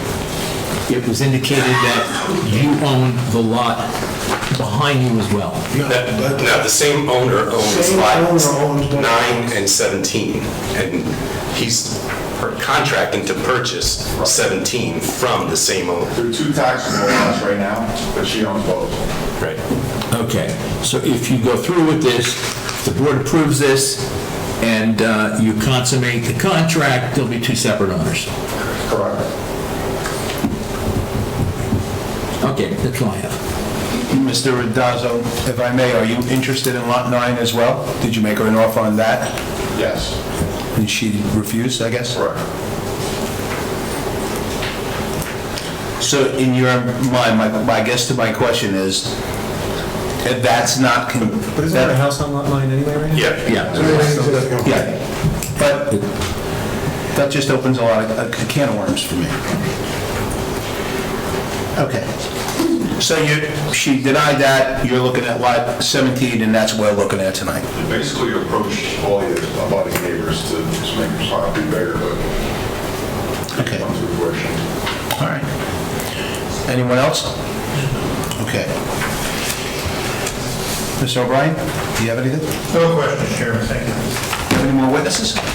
That's it. Wow, that's interesting.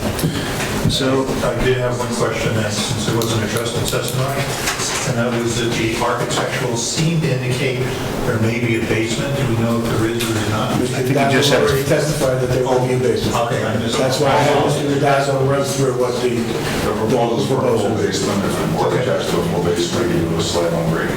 Okay. Still going to be marketing pages to the buyer. I missed that, my apologies. Okay. That was actually what I was doing. Do you have any concerns about that? Right, to make a motion to open the hearing to the public? Are we going to let the attorney go first? Yeah, I guess. It's up to the chairman. What's that? He's asking if the attorney representing one of the... So, once we open it to the public, then we will give the attorney the opportunity to speak first, of course, and we'll go from there. So, I'll the second the motion. motion made by Mr. Davis, second by Mr. Ladati, all in favor? Aye. Okay, so this portion is open to the public, and we're going to speak about this application only. And I think what we would ask, because there is another attorney present, that we would ask Stephen Slavoff to come on up. Very close, Chair. Thank you very much. Slavoff. These are questions. What is it, how do we say it? Slop. Slop. Slop, just slop. You can call me Steve. I'm going to get confused because I'm Steve. Well, he was Steve 1. I'm not That's going what's to be... going on in my office right now. Mr. Chairman, with all due respect, Yes. I did ask to allow my planner to step out of the room. Yes. I'd ask for a 5-minute recess right now so I can make sure that he's back so that He's back. he's back. Do you need to recess? I don't need the recess. Okay, so then let's continue. Does anybody need to recess? No. Yeah. How would you like to run this, Mr. Steve? Thank you, Chair. Thank you for identifying me. Again, for the record, Stephen Sliloff from the Office of Herbert Ayala on behalf of Nicole Ordway. She's the owner of Lot 16. That's 584 Whitman Avenue. Chair, if I may, I just have a few questions for Mr. Hale's first witness. I don't want to pronounce that name. It's Mr. Merman, Mr. Merman. I'm Stephen Merman. I'm from the Hale offices of Chapel Valley Work. See, and there it goes. I'm already joking. Your first witness, My first witness is Mr. Doherty. Mr. Doherty. If I could recall Mr. Doherty for a few questions. Absolutely. Thank you very much. Mr. Doherty, first I want to thank you very much for your time. Thank you for your excellent presentation. The maps here, I'm a visual learner, so they very much lay out the information in a way that we can kind of digest and interpret. I think they come up a few times, pointing specifically to page 4 in our packets. On Quinton Avenue, there is only one lot that is not conforming to the ordinance that we're discussing here today, and that's lot number 17, is that correct? Correct, yes. You had provided in the materials on page 5 what would be one block north of what we're discussing here. What I noticed that you have not provided is one block south. Right. So I do want to ask about one block south of this. Are there any non-conforming lots or lots in one block south of this block? Not that I recall offhand, but I do want to note on a larger scale, there are some more smaller lots in the greater zone scheme, but respectfully, the testimony, that R5A zone kind of trickling down towards this site is abundance with smaller lots, and then this would be the last smaller lot, to answer your question, for quite some time. Right, so basically moving further into the neighborhood, there are no other smaller lots with this type of variance, correct? Further south, I should say. Yeah, for the neighborhood, yeah. Okay. As far as page 12 of your presentation, Yes. again, love the pictures. Yep. Very visual, right? Very able to fit our hands Words are around thousand here. words, yeah. There's 4 red arrows kind of distributed here. So obviously one of them is lot 9, which has been part of our discussion here, and that's the arrow all the way to the left. Correct. There, right? To the next one to the right, I suppose. That's lot 11. Is that a conforming lot? No, lot 11 is 27 and a half feet wide. So this is 9. Right. Right. 10. I'm talking about number 10. I'm sorry. so- So the red arrow goes to number 11. Yeah, Okay, it's so this that's one. not- So, yeah, number 10, there's a house in the middle, last one. So they're sandwiched between. a conforming lot. Fair enough. The other 2 red arrows that were here today, here in this picture, Yeah. those are, and for lack of a better term, duplexes, right? Right, yes, on undersized lot. So those are small lots where they build a 2-family home. Like a row house, like a townhouse. Okay, all right. So, fair enough. So that is one of the other questions I had, just for clarification purposes.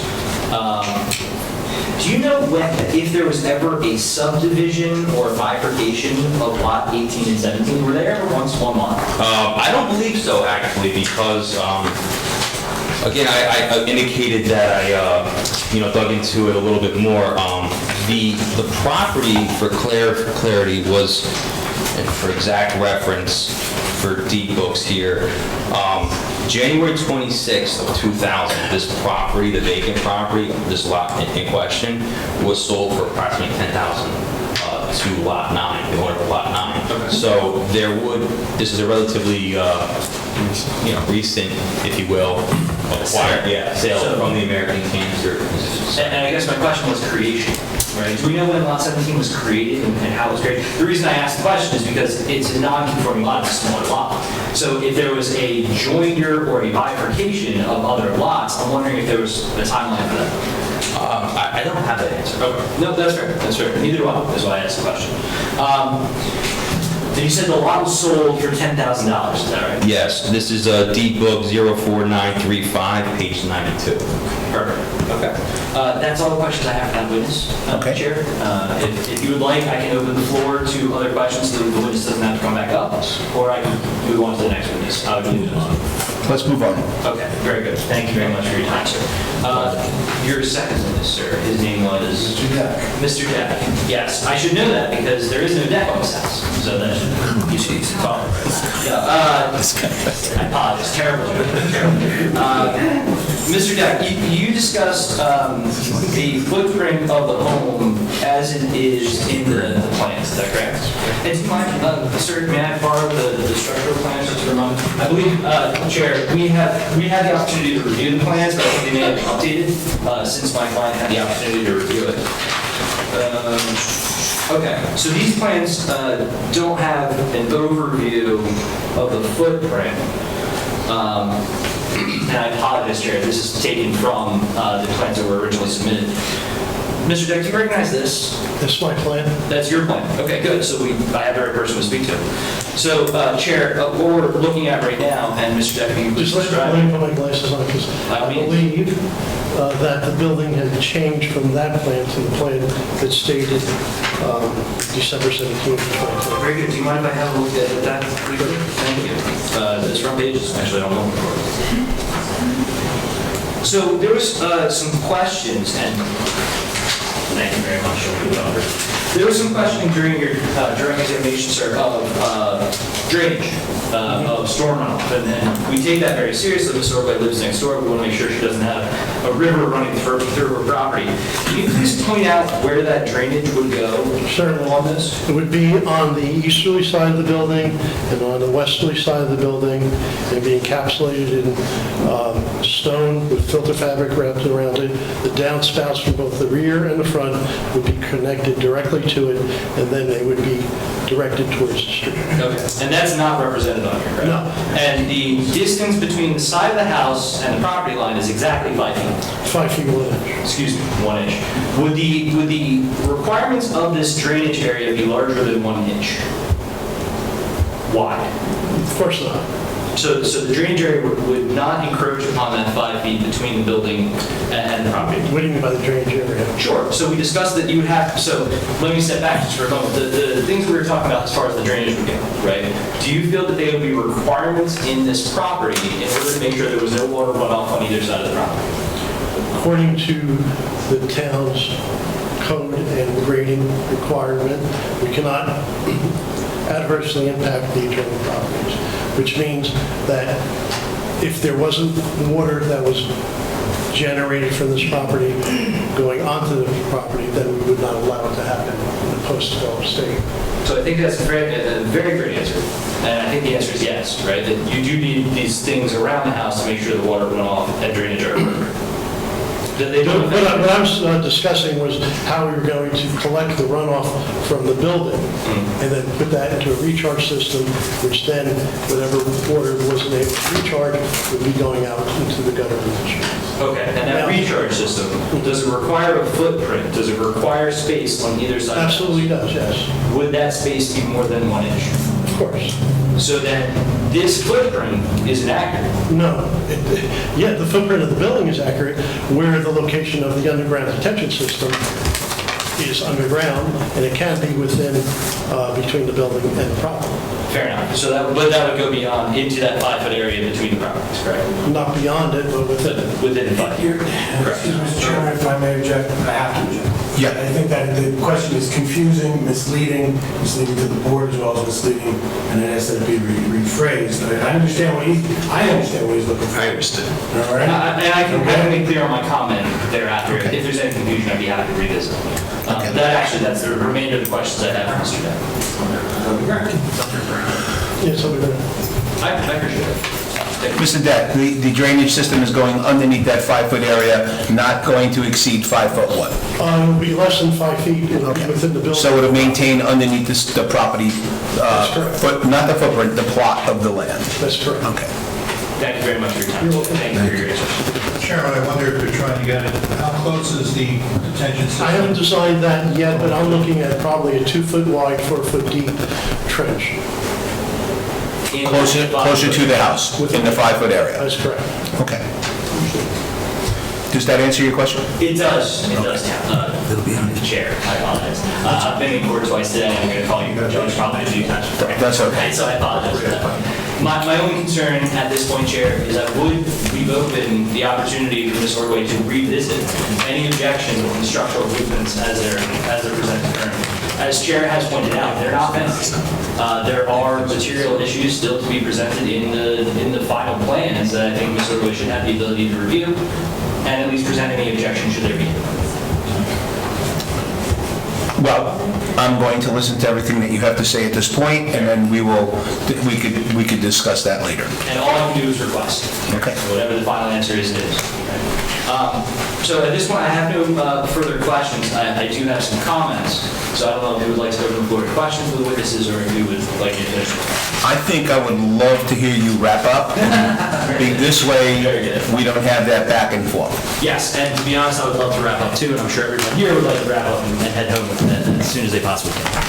So I want to thank the chair and the witnesses for their time this evening. Thank you very much for allowing me to speak on Ms. Ordway's behalf.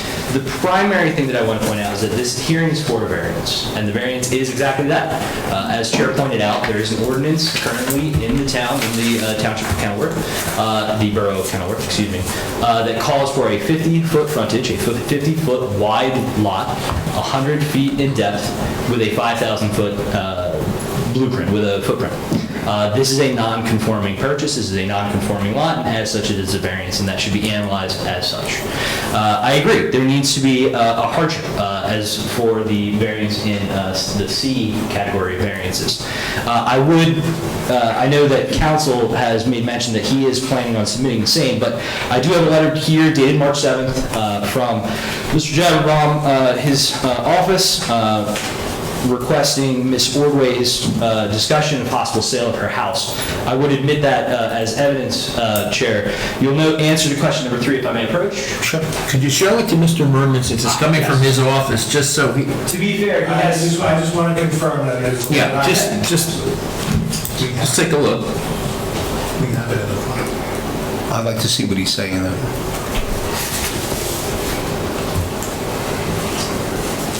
Okay. I specifically point to number 3. Okay. Why don't we mark that as A3, letter from the applicant's attorney's office to the owner of lot 16. Okay, so basically what this says here is the questionnaire that Mr. Merman talked about earlier. And it does say here, in question number 3, we have an interest in selling our property. And the answer to the question is yes. Is that what you're asking me to read? That is what I'm asking to draw the chair's attention to.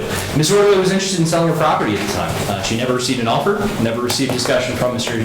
Jabrabaum's office, any attorneys, or any other planners. So at this point, I would simply say that I may call into question the representations thereof. With all due respect. Yes. My client testified that he made additional efforts beyond what is reflected here. We certainly would consider and still consider the possibility of purchasing a portion of that property to make it more conforming or purchasing the entirety of the property. My client is interested in developing, and again, he's here, right? So I'm speaking for him, but he is here to confirm this himself. He's interested in developing, and was initially interested in developing 2 homes on the 2 vacant properties, and did address that. What we have is a problem, however, from the standpoint of, at this point, if we were to purchase this property, it would still create an undersized lot. We have to examine the existing condition. There's already a house on that lot. And if we were to attempt to purchase any portion of that lot, it would in fact require a subdivision. We'd have to subdivide all of that property in order for us to purchase. So it's not just as simple as what it appears on this correspondence. It does create a very interesting scenario for my client. If they're interested in selling it, my client can make an evaluation of whether or not he can then put up 2 new homes on these 2 adjoining lots. But I don't think that the property is going to create conformity for 2 lots. So let me address some of that. So right now, the lot size, 584, is, I believe that says 58 feet wide. It's either 56 or 58, Your Honor. We were honestly... Can anybody clear that up for me? Can anybody see better than me? It looks like it's... Sure. Page number 4. Lot number 16.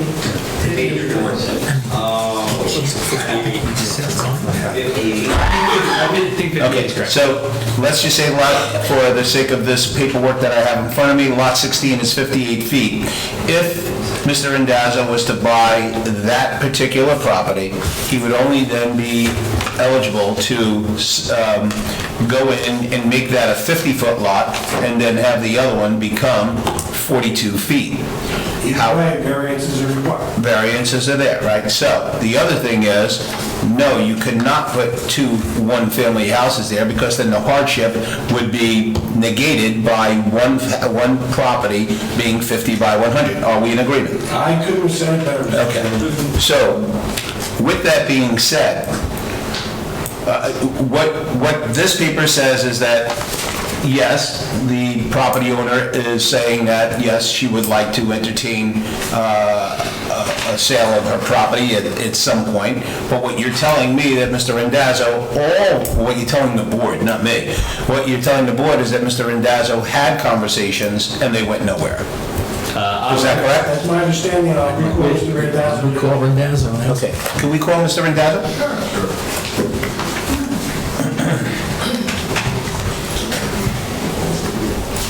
Mr. Randazzo, you still under oath, so, my question to you is, the attorney set out the questionnaire, the person at Lot 16. Lot 16, 584 Quinton Avenue, said yes, they'd be willing, and he got this, evidently you saw this. Did you approach that person to try to buy that property? I did not. I talked to the lady behind and the owner to the left and this owner. I did not talk to 584 personally. Reason being, there's a garage right on the property. It's a garage, the property. And we'd have to knock on the garage, so in essence, it would be approval to the house would have to no longer have a garage. To be a violation. I get the garage. I understand it, Right. Mr. Rego, I So understand. otherwise, it wouldn't help the situation. It wouldn't help the situation, but You'd have 2 undersized lots. you'd have 2 undersized lots. So did you give also I didn't read the whole thing, I've read line 3. So did we also give the person at 584 the option to purchase that lot? Yes. And they refused? Is that a no? Yes, that is correct. That is good enough for me. His client's here. Yep. Ask her. Here you go, sir. Thank you very much. Thank you. Do we want to mark this exhibit 3A? It's A3. Okay, can you give that back to us now? I don't know who gets it. I feel like I'm playing basketball here.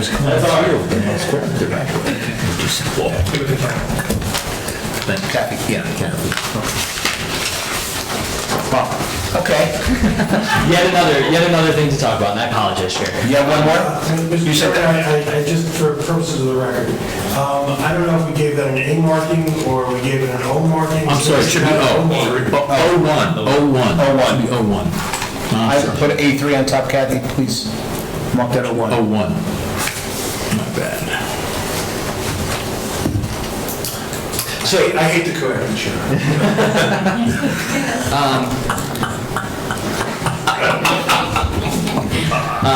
I do hesitate to bring it up, Chair, but there but in the matter of efficacy, as opposed to having to come back and do it all over again, right? There has been question about merger, there has been question about purpose of buying. I do believe that the owner of Lot 9 is here this evening. Do we want to ask her questions about purpose of sale? About what?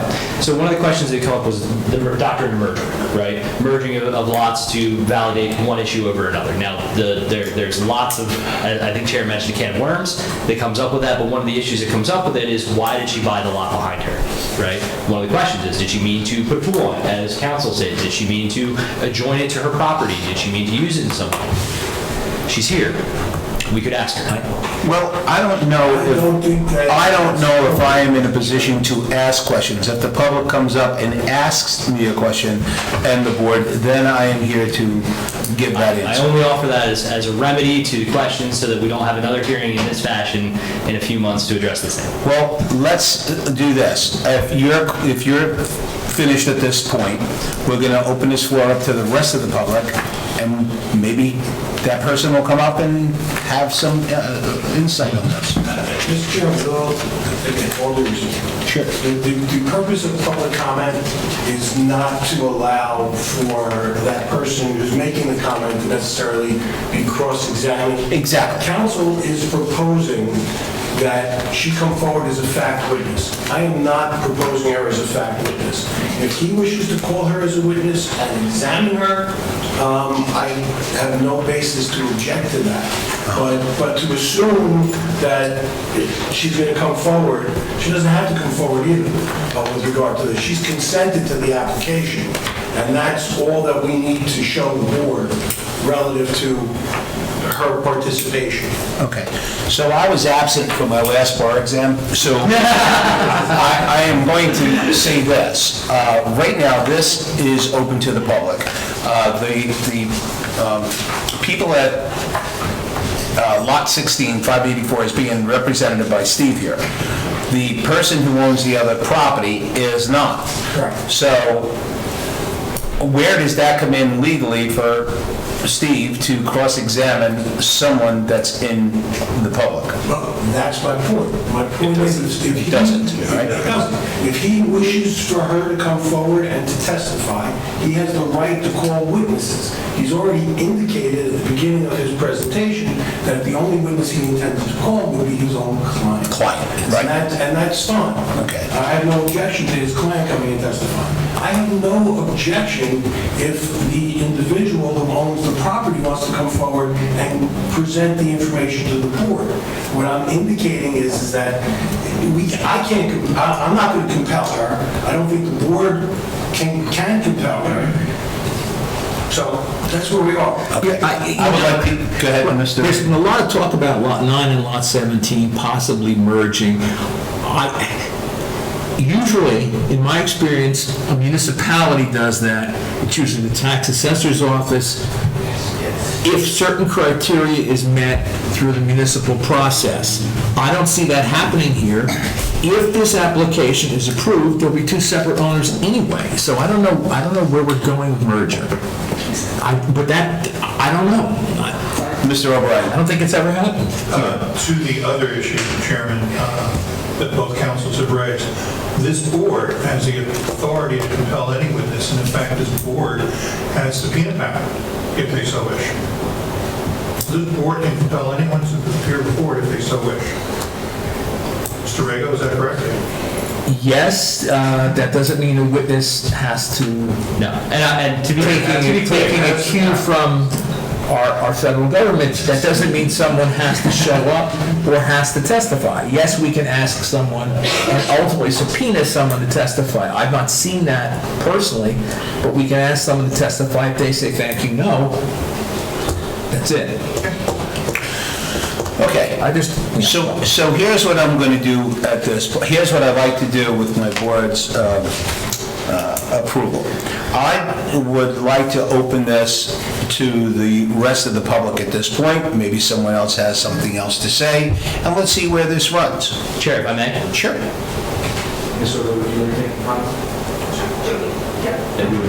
If I could have my witness speak, Your Honor, before it goes to the general public, then I will be resting, and that will be that. Is this Nicole Ordway? This is Ms. Ordway, the owner of 584. 584. Could you raise your right hand, She please? did not, I don't think you did either. Well, no. I'm an auditor, I'm sorry. With regard to this application, do you swear the testimony you may give shall be the truth? I do. Could you state your name and spell your last name, please, for the record? Nicole Dempsey Ordway, Ordway. Thank you. And you're the owner of 584 Lot 16, adjoining this property that is the subject of this application. Correct. Thank you. So, Ms. Ordway, you've heard a lot of testimony, you've heard a lot of legal things, and a lot of other things. I want to give you an opportunity to speak on your own behalf about why it is that you would like to oppose the building of this project next. So, just a couple of quick questions just to get you discussing it. Ms. Ordway, you've had an opportunity to look at the plans, the structural submissions made to the board for the proposed building, is that correct? Correct. What's your general feeling about how that building would affect your use of your property? So mainly because it would limit my privacy. So I purchased the property in 2013, and at the time I inquired about the property and was told specifically, because of the ordinance of this town, that it cannot be built on. I would not have purchased that property if I was told it could be built on. I've put a lot and significant amount of money into my home. I don't want to sell my home, but I will if this goes through, because I really take value in my privacy. And at this point, in your property, if I'm facing your property to the left, there's the lot in question here today. Correct. And next to that, what's there? Open property. It's overgrown trees and shrubs, is that right? Correct. Okay. And the home next to you on your right, is that building taller or about the same height as your current residence? Same.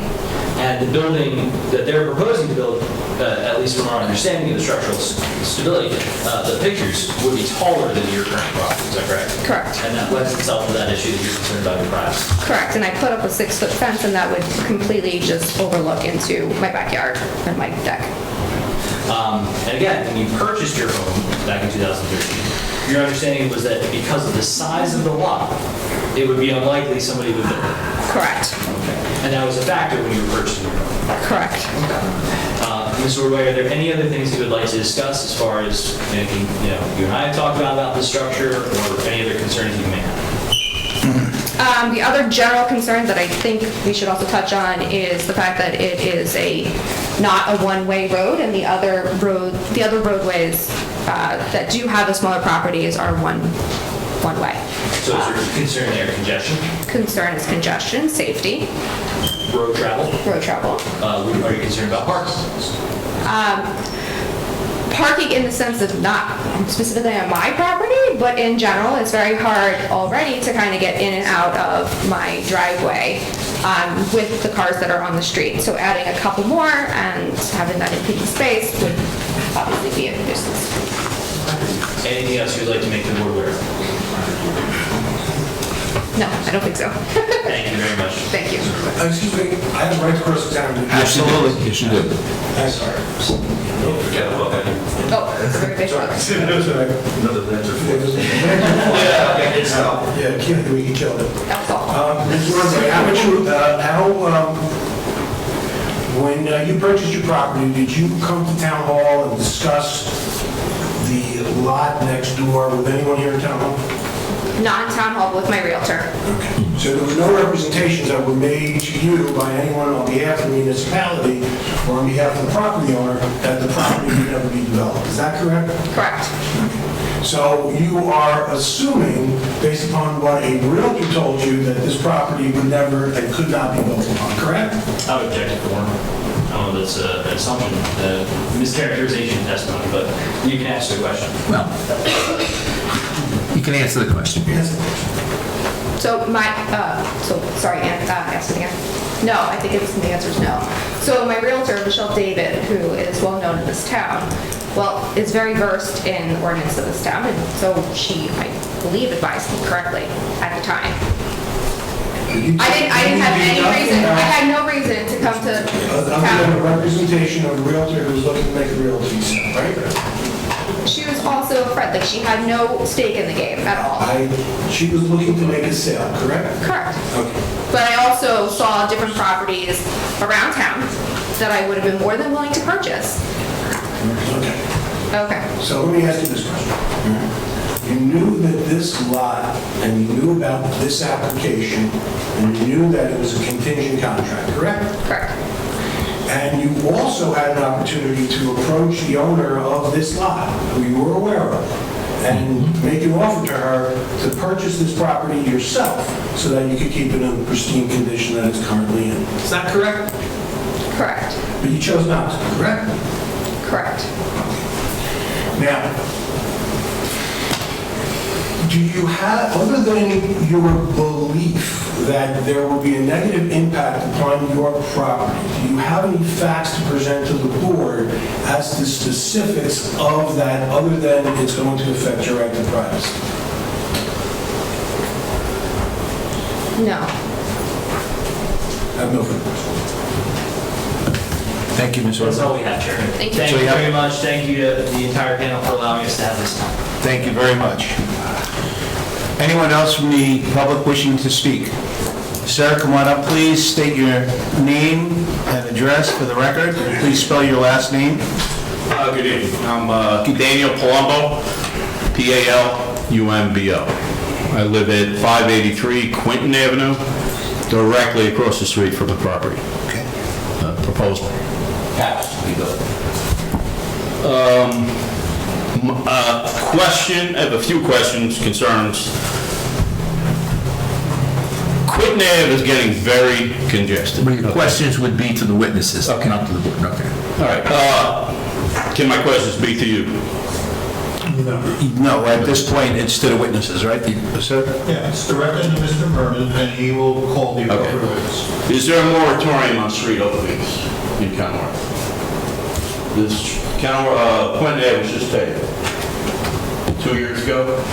I believe there's a 5-year moratorium on any street openings. There should be at least 3 street openings with new house. Is there a moratorium in effect? Is that a question? That's a question, yeah. Can you answer that question? I wouldn't know. What was the answer? I would prefer to go to the... That's why I wanted to ask the board. Let our engineer maybe respond. I believe it's 5 years. Okay. When was the street last paved? 2 years ago? Would that be? Quinn, I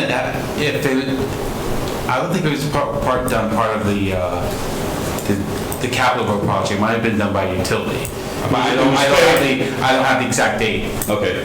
The Elizabethtown Gas, New Jersey American Water came in, did main and service renewal. That was 2 years ago. So there should still be a 5-year moratorium in effect for any street opening. Okay. We'll know if the town is proposing to install sidewalks down Quinton Ave. Quinton Ave currently doesn't have any sidewalks, unlike the SAG, so it's not a fair comparison. We can't answer questions that are Well, related to what the... they won't let me ask them, I have to ask you people. But you have to ask the question pertaining to this case. Well, But that's not... because it is a safety concern for pedestrians on Quinton Ave, is anyone in this room aware if the town is planning to install sidewalks? Pedestrians have a problem walking down Quinton Ave because of parking on the street and lack of sidewalks. So Mr. Palumbo, can I just stop you for 1 second? You're going into 2 different areas. Right now, just hear me out for a second. I'm going to make this real simple. Okay. This portion is open to the public for this case and this case only. Later on, we're going to open up the portion to the public that would answer some of those questions if we can. During this meeting? During this meeting, but it has nothing to do with this application. So later on, if you want to come up here after this portion... Well, it's concerns to the taxpayer of this town. Well, Okay. but And you're safety just, concerns. I don't want to say that you're out of order, but you're out of sequence. Okay. So later All right. on, we're going to open it to the public. You can ask us anything that Okay, is on your good. mind. That's fine. I'll ask the town my questions. Thank you. Anyone else have anything about this case and this case only? Will all these people here say no? Yes, sir. Come on up.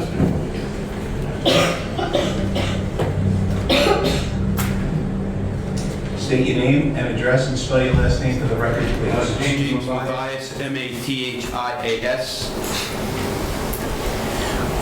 And where do you live, sir? 579 right across the street. 579 Quinton? Quinton, yes. Okay. Yes, James. I don't know who to ask, but I've been hearing that the neighbors have gotten letters to buy that property. I haven't got anything. Could be adjoining The adjoining neighbors? Not anybody else? No. No. Okay, because I had inquired about that for another purpose. Okay. No, the only people that they're required to contact is the 2 adjoining properties. That's it? Thank you, sir. Anyone else? Motion to close the public portion of this hearing? Made by Mr. David, second by Mr. Clementi. All in favor? Aye. Okay. Okay, so here we go. So we have a lot of things in front of us tonight. Would you like to come up and have a conversation? What do you want to talk about? Initially, I want to make sure that the record is correct. I think, Mr. Chairman, you've conducted the hearing in a fantastic manner. I think, however, that when you close the public portion of the meeting, I don't know if you intend on asking any part of the public to come back and voice any type of objections they may have to the application.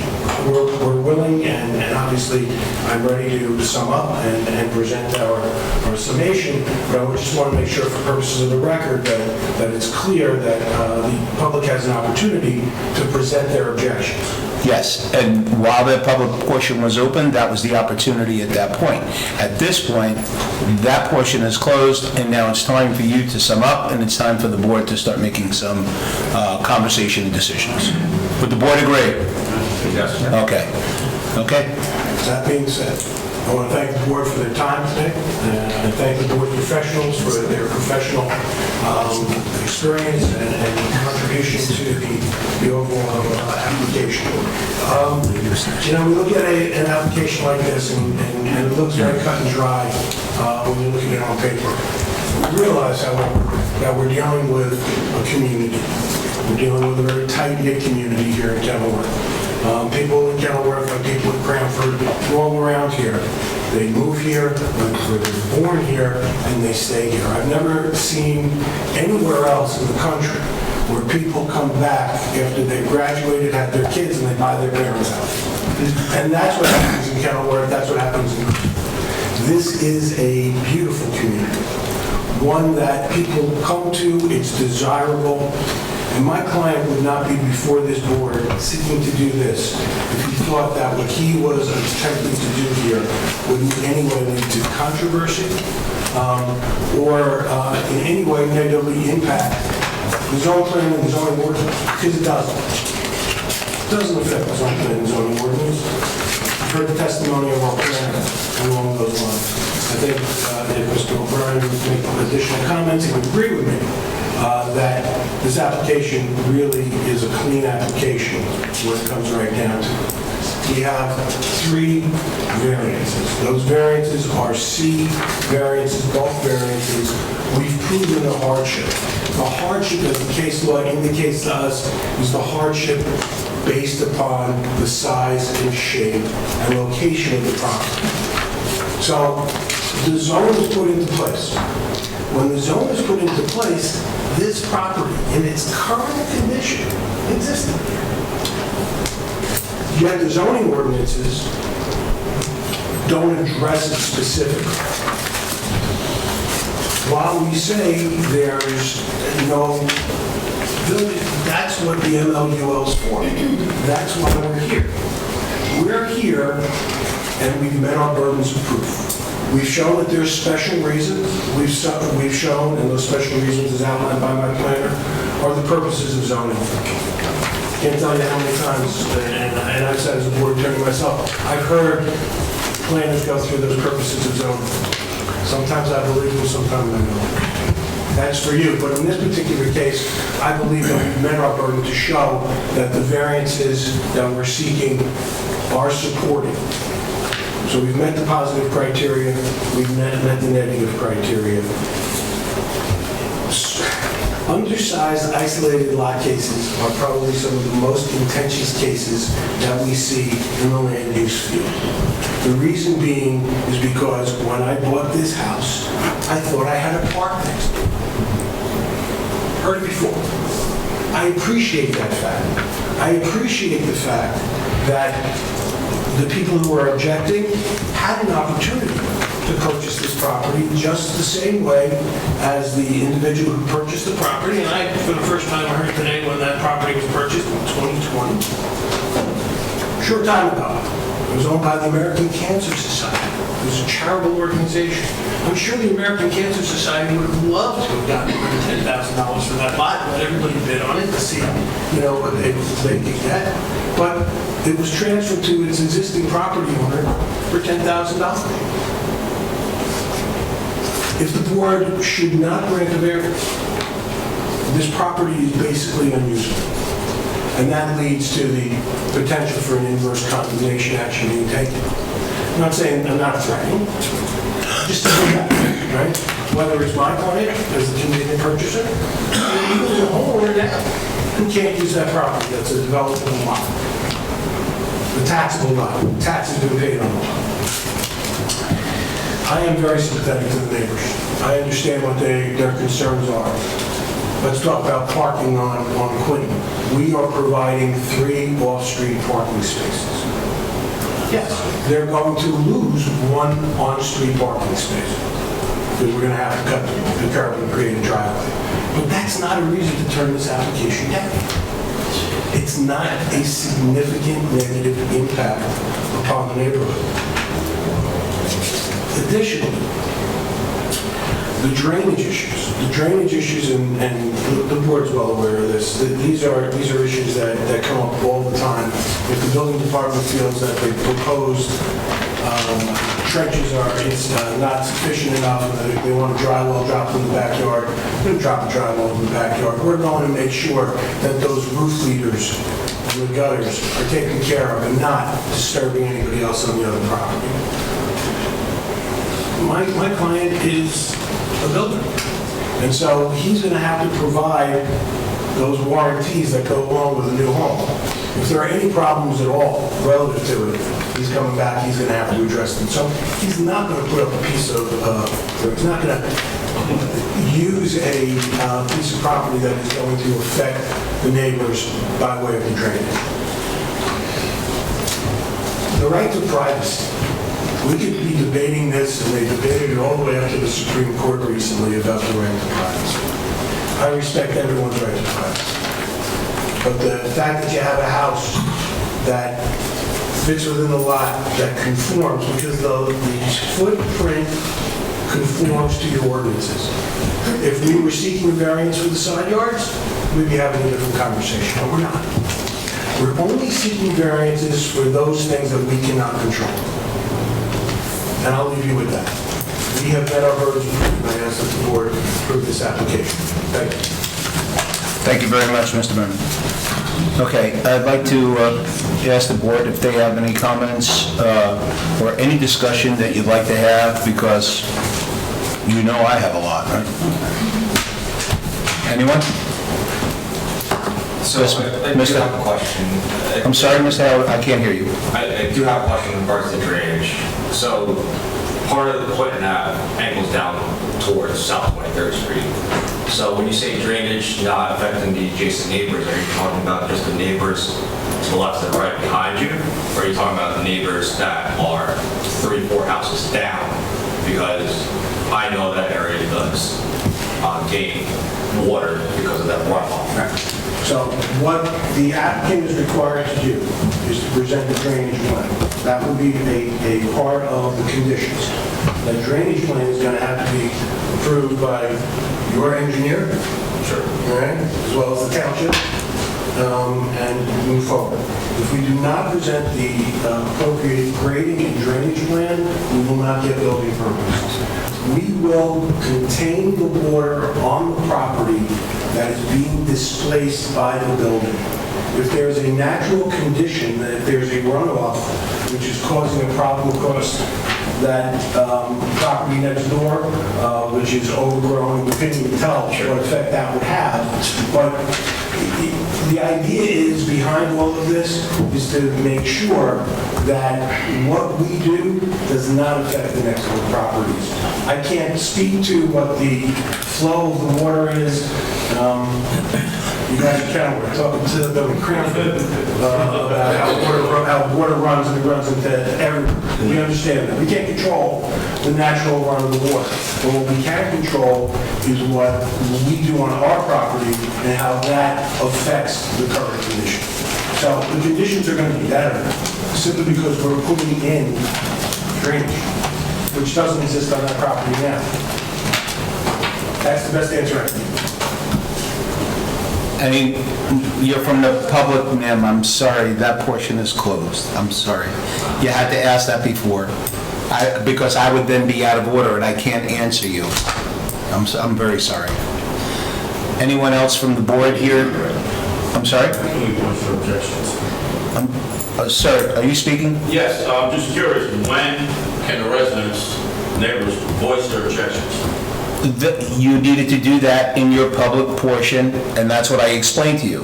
Your public portion to the application at hand, while we were all speaking, and you came up and you started talking about another area, and I said to you, Mr. Palumbo, you can only speak to this application, what's going on here. Later on, after this is over, we're going to have a public portion which could address anything in the town. You don't like the way the streetlights work, you don't like whatever else. Whatever you want to present to us, you could present to us at that point. Meeting following this meeting? Not a meeting, it's Sorry, I don't just, understand. that's okay, and that's why I'm here to explain it to you. It's just the next segment.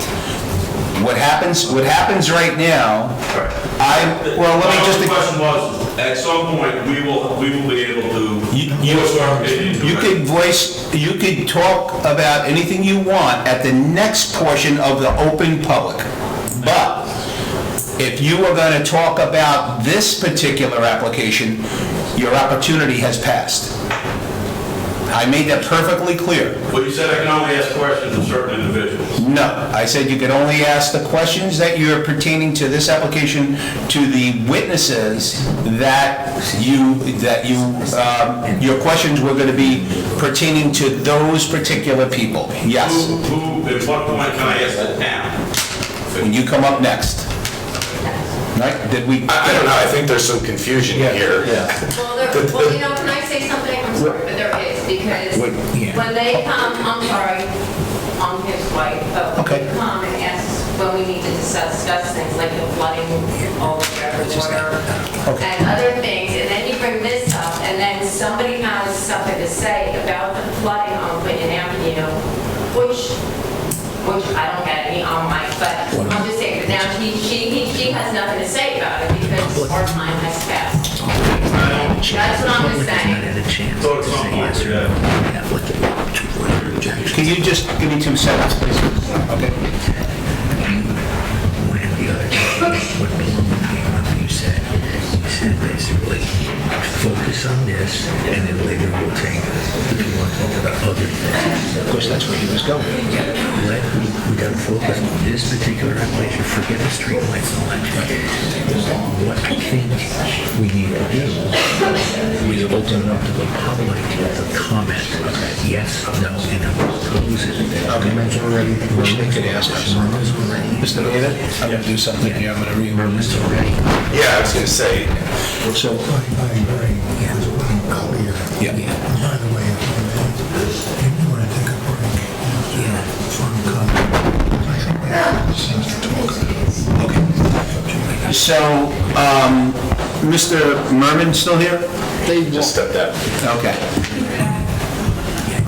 What I am going to do, because I think maybe I wasn't clear to the public, or maybe I know what I'm talking about sometimes, and I take for granted that you understand what I'm saying.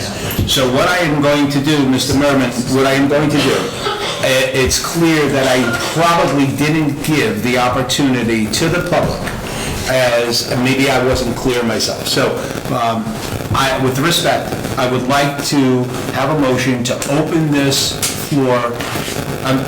I need a motion to open back to the public on this application. Mr. Chairman, after that motion, I'd ask for a 2-minute recess. We've been going now for 2 hours.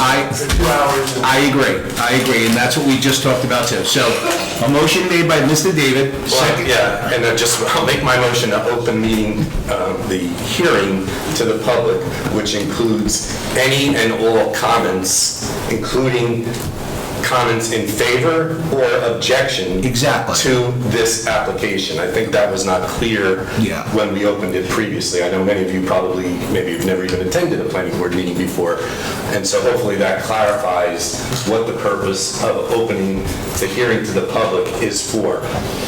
So I apologize for that. Maybe I didn't make myself clear, but now we have an opportunity.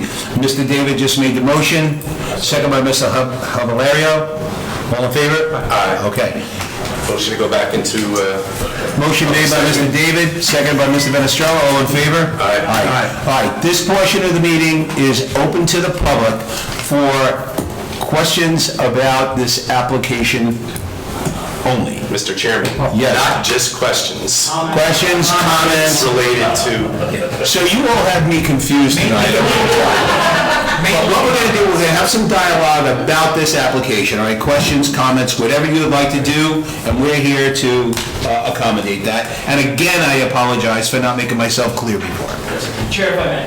Yes, you may. I only represent Ms. Ordway tonight. However, to make it more streamlined here, if I may call some of the neighbors to perhaps enter them as their testimony. Only Objection.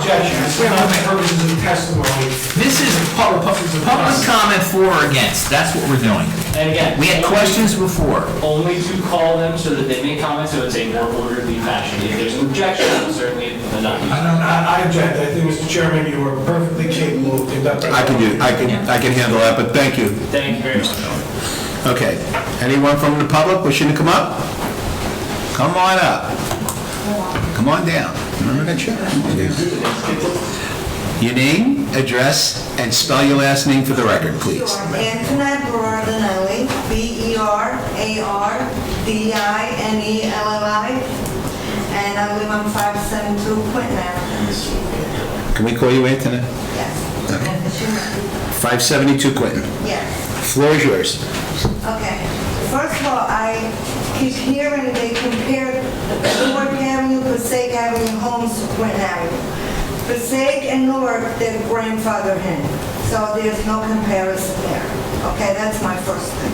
Second thing is drainage. I live right next to the overgrown property line, and my concern is the drainage. Okay, I've been there for 26 years, never had any problem with water. I don't intend to start now. We agree with you. Okay? You should have no drainage problem. No. Okay, we agree. If the application is approved, he has to put in the proper drainage, he has to do everything he has to do, but we agree with you. Your household should not be upset by drainage. Yeah, I hope so. Thank you. Thank you, Antoinette. Anyone else? Come on up, sir.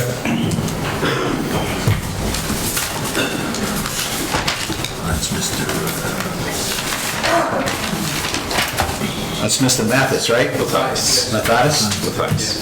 I want to know, is there any way, looking back 20-some-odd years ago when this same thing happened? When I bought my house, I understand that across the street, they were not able to build there, and someone else had tried to do this 20-some years ago. I'm there 22 years. So it was just as I bought that, or I would have bought that property. Is there any way of checking into that? Where did this all start? I don't know if I understand. Where did it all start with the size of the lots? There was a problem 22 years ago, and there's still a problem today. Well, I don't know about what happened 22 years ago, but I can say that the It was a non-buildable lot 22 years ago, as far as I was understood when I bought the house. So it's got to be labeled somewhere. Well, I don't know if it's relevant.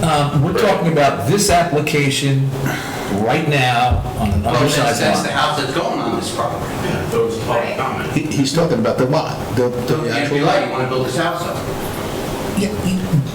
But we can't go back 22 years. No, how does the town label that lot besides the taxable lot? The town doesn't label non-buildable lots.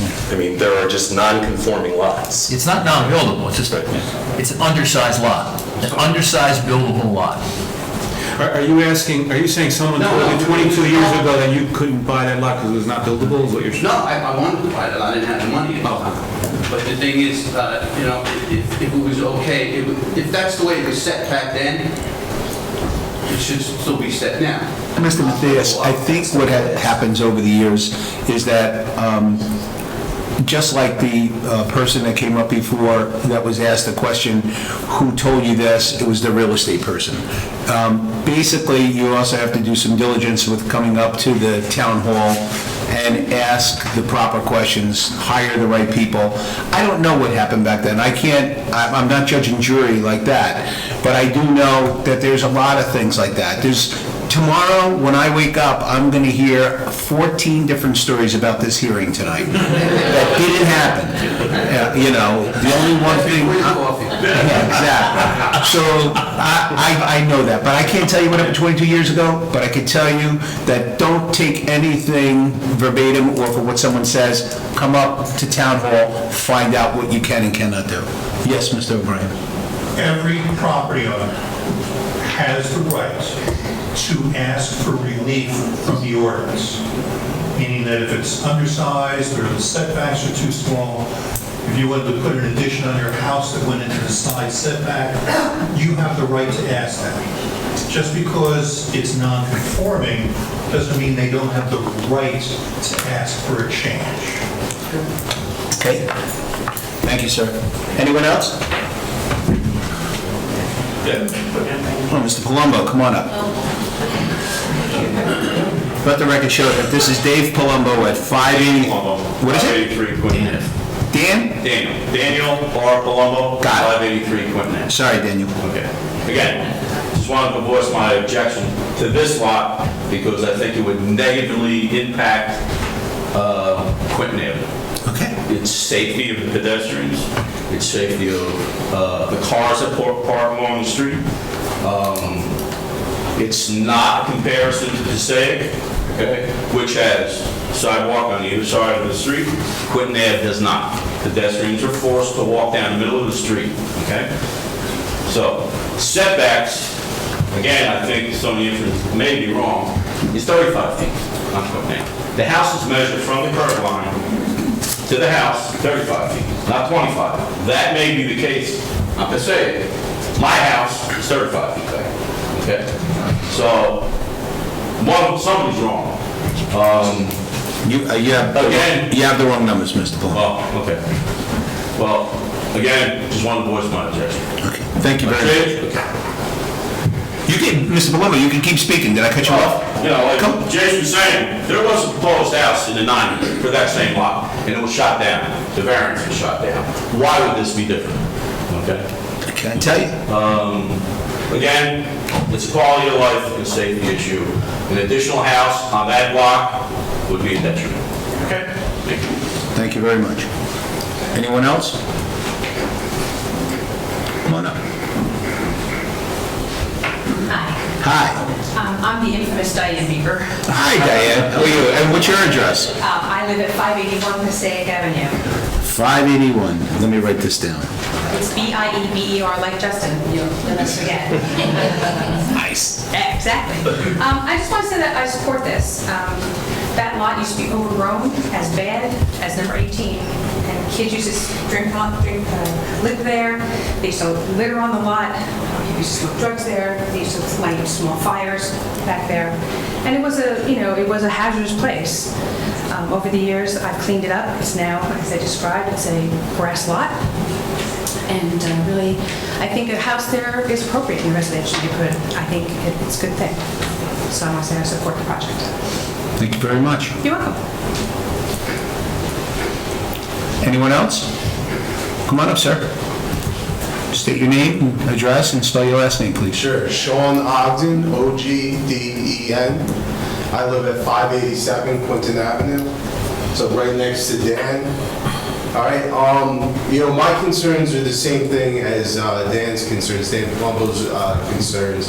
I have two small children, second grade, third grade, and as is, the street's pretty crowded. And I live, not directly next to the property that's going to be built, but right across from Miss Dempsey's property. So, I object just simply on almost the same things that he was saying, as far as safety goes and with my children. I appreciate it. Thank you very much. Thank you. Anyone else?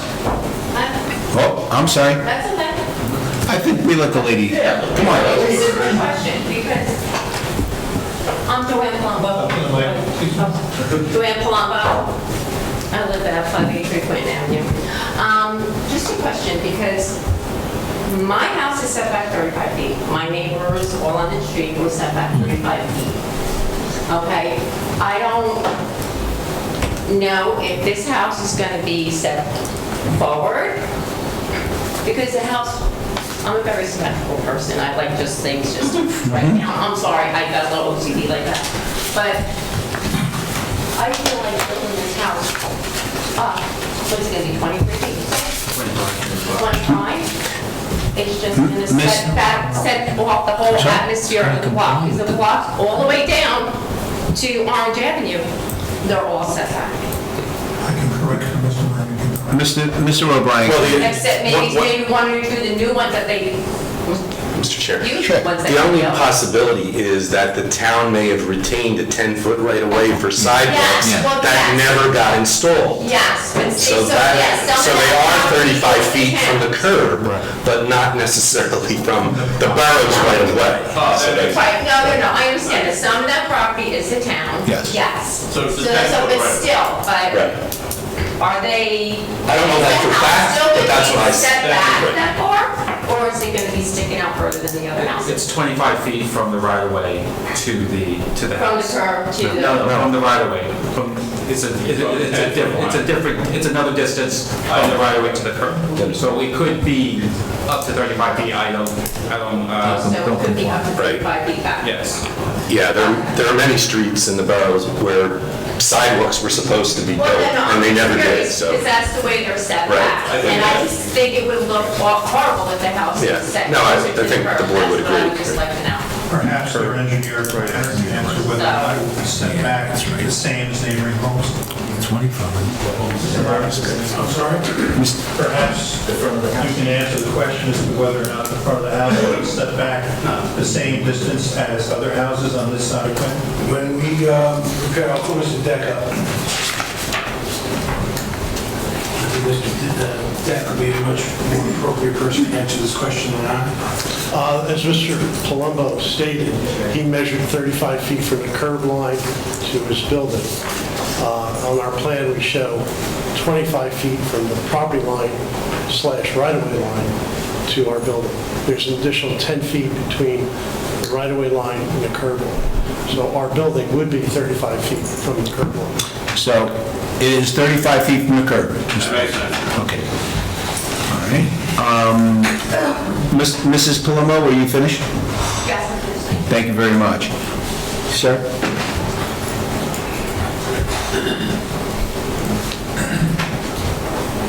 I own 537. My name and address is?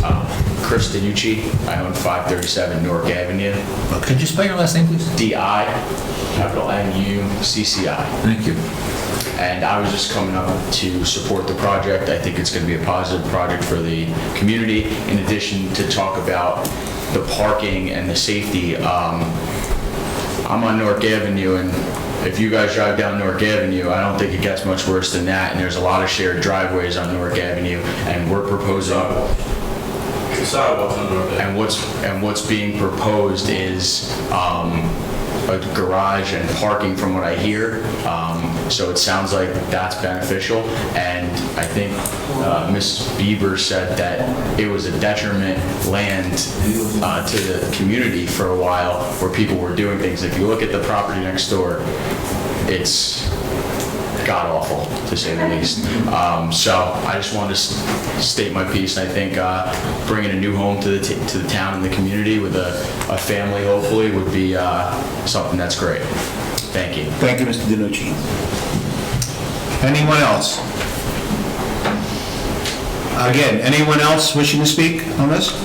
Okay, well, thank you for all your comments. Make a motion to close the public portion of the hearing. Motion made by Mr. David, second by Mr. Fenestrella. All in favor? Aye. Okay, so before we started asking the professionals what they had to say, and they already said what they had to say, and then I started talking about if the planning board members had comments. So I'm going to make that statement again. Does the planning board members have any comments about this case at this point? Okay, so I'm going to make some comments, and I'm then going to turn it over to Mr. Rego. So what we have is Mr. Merman presented a case here on a 34 by 100 foot lot that he took, and his professionals took, the proper setbacks for that particular lot size. So what they also did was they didn't go to the max within inches, they set it in further. They could have went to exactly to the line, which most people don't do. So I was impressed with that. The other thing is, I like the fact that they only took 72% rather than 75% of the lot coverage, which also speaks volumes to what they tried to accomplish. They also addressed the impervious area with giving a way for that water to get out. And these are all important things. They also, there was testimony that they contacted the neighbors. You heard what they said, and yes, one person said that they would have liked to either sell or buy, but when it was really brought out, that really maybe wasn't the case. However, looking at everything here in a nutshell, I think they presented a good, solid case. But a lot of things came up. The merger.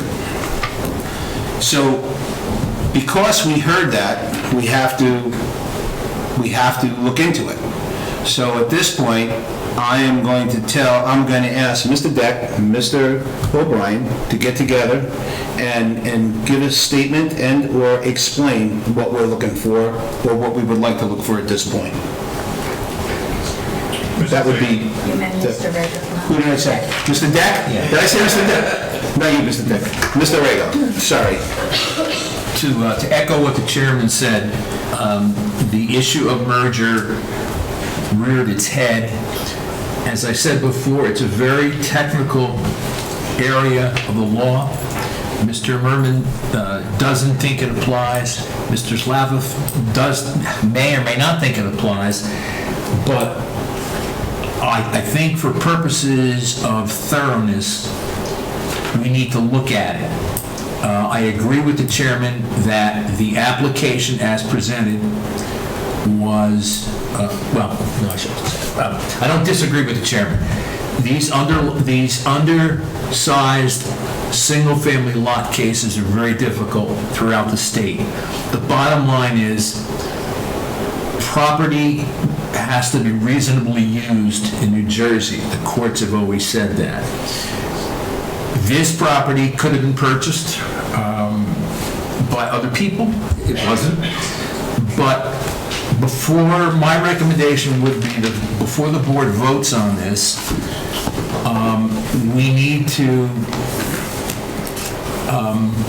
discuss the matter of merger. I'm going to recommend that the board carry its decision until the October meeting, and between now and then, I'm going to ask I will look at the issue of merger. It wasn't presented tonight. I would like Mr. Merman to, between now and then, and I would like Mr. Slavoff, between now and then, if they so choose, to correspond. I'm not looking for a brief, but correspond with me in terms of your positions on the issue after you've had a chance to look at it. I know there's case law. I know Lochner looms heavily and all this. It's a convoluted area of the law. So if Lochner's a case, by the way, if both of the attorneys could send something to me, I will look at it and we'll determine whether merger exists or it doesn't exist. If it doesn't exist, the board can proceed to hear and decide this, what we've heard, decide the case. If merger is determined to exist, then it'll be the same application, but with a subdivision. Right. and then we'll decide it. So it'll be a very similar type hearing, but it'll be one that we need to put the bow on and tie up if we determine merger exists. I don't think we can leave that hanging. So either way, you will either vote on it, or you come back with the same application but with merger, which is a significant addition to the application. But we can deal with that next meeting. Is Mr. Slavov here? Yes. Okay. What's your position on merger? Verbally, and then you can follow up on it any way you want. Absolutely. I do think it's a bit of a fact-sensitive. Counsel, if you could come to the mic. I'm mistaken. Thank you for the opportunity to respond. I do think it's a bit of a fact-sensitive issue, and I will have to do my Lexis research on the exact issue, but that's one of the reasons that I offered to have the owner of Lot 9 be available for that, because I do think there are some facts here that were not elicited that we may need to know. Okay. The owner of Lot 9 actually did appear and made the last statement. And didn't address the issue of she owns both of those properties. Correct. Okay. If this is approved in 5 minutes, there'll be, well, no, because your client has to consummate the contract and all the rest. But for the moment, there's one owner for both properties. I'm assuming, and in my experience, the owner of two properties one day wakes up and they get a letter from the tax assessor saying, guess what, you meet the requirements for merger and we're going to consider your properties one. And they go crazy because they didn't know that, they didn't ask for it. Well, here's, if I may, I don't mean to step on toes. We have the owner here right now. I think when she was making her comments, it certainly would have been appropriate for the board, members of the board, to ask her these kinds of questions. We don't know at this moment whether or not she's taken any steps. Why don't you ask her right this moment? I'd love for her to come up and come back on the record. Do I just want to nail this? All right, she's right here. Her appearance is voluntary. Her appearance is voluntary. I do not feel it's appropriate for me to ask her questions, but I do believe that during a comment period, that it is appropriate for the board to ask questions of the person making comment. So I would, in fact, waive any objection that I might possibly have to her appearing now and answering the board's questions. Hold on a second, because we're going to hear from Stephen here. I apologize. My only concern is that we haven't had an opportunity to appropriately go over the matter. What questions do we plan on asking her is my next step. And that's not to say that we're not able to do so, but that would be my concern. Perhaps this is a situation where we want to have an opportunity to review the matter and have... We're all gonna have to review it. It may be nothing when all is said and done, or it may be something significant that we would have been remiss to not flesh out. What I would indicate to the board, Mr. Chairman, I have no objection to, obviously, the continuance. The board wants more information, and I'm more than happy to supply that information. I just wanted to be clear that this record is closed. And that, Mr. Chairman, and that's my point. We open the meeting to the public for hearing, and to me, you can't just bring up one person and say you're back on. You'd have to open it again to everyone for more comment. I think, Mr. Attorney, if you're recommending that we carry this, then let's carry it for the sake of the expediency. I agree, and the only open issue would be the legal issue of merger. That's fine. Which between Mr. Merman, Mr. Slavitt, myself, I would certainly consult with Kevin. We will come back and make a recommendation. Yes, it applies, in which case they will have to refile an application for the same thing plus a subdivision to get those two lots, or it doesn't apply and we just decide and vote. That's the way it would be. No, I understand all that. I have only one problem, okay? I got a lot of problems.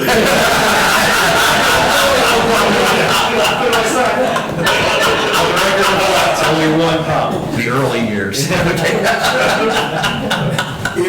If this board, based upon the recommendations of the professionals, determines that subdivision is required, right? we've already noticed, we've noticed in such a way that if subdivision is required, that it's part of our application. Yes, we would do a letter amendment indicating that we are now seeking specifically subdivision. Fortunately for us, this is the planning board, this is the land use board. I'm not before Board of Adjustment now having to figure out, is the board going to have jurisdiction, is the board not going to have jurisdiction after this determination is made. We do our planning board hat with subdivision. if it's needed. So this board, I am very confident, has the appropriate jurisdiction, so there's not going to be any issues. I would just ask that I not be required to renotice. Well, we'll carry it. Carry it to the next meeting. Would you say that your notice already included the possibility of a subdivision? Our notice, no. No. Any other possible relief that is required as a result of professional review. Okay. Is what our notice says. So you wouldn't have to notice. Thank you, Mr. Chairman. We will carry it verbally, we can carry it to our next meeting, date specific, time specific, and if at that point in time we determine that merger has reared its head and they need a subdivision, we can then carry it without further notice, because anyone that's going to be interested in this is here, and they've heard it. And we can carry it to a further meeting, and that Mr. Merman, the applicant, would not need to renotice. When's our next meeting? October 13th. You have a nice voice, Kathy. Okay. I know it's stretching this out, but an issue has come up which may or may not be relevant, but we need to discuss it or think about it. So I have a question. So if merger's not an issue, so the next meeting would just be a vote with no testimony, correct? We're discussion and vote. Okay. Even if merger does apply, then I don't know, I doubt Mr. Merman's going to want, he can't go ahead between now and then thinking subdivision when we don't know yet. Right. So that meeting will be either no merger, we discuss, the board discusses and votes, or merger, and he would have to revise his application. But send me something, and Mr. Slavov, you too, if you think it would be helpful, you're stating your position, and put some meat to it, and I will do the same. We believe that Lockwood does not apply here for a variety of reasons. I'll lay those out in my... Perfect, okay. Thank you.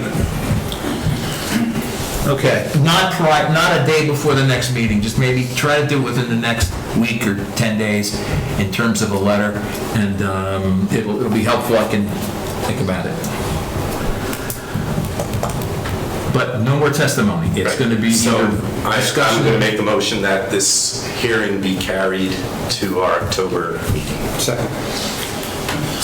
Second by Mr. David Mazgal. So it's on the record, October 13th. October 13th, 7 o'clock in this room.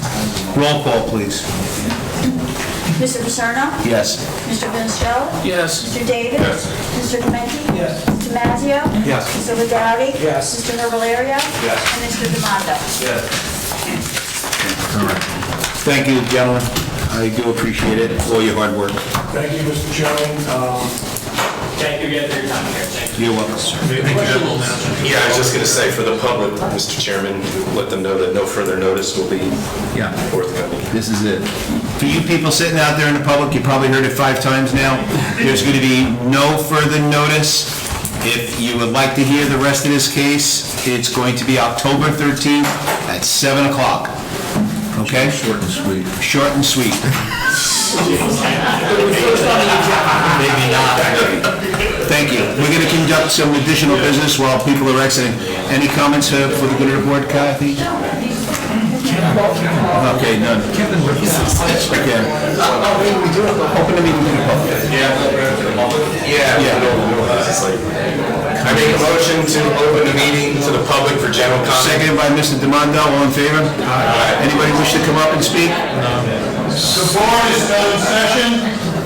Thank you, Kevin. You guys can go. You guys can... Anyone from the public wish to You speak? can exit if you want. You're going to let me go home, are you? Okay, seeing none? All right. I make a motion to close the public Second. portion of the meeting, I should say. Mr. David just made a motion to adjourn the meeting. Seconded by Mr. Fenestrello. All in favor? Aye. Okay.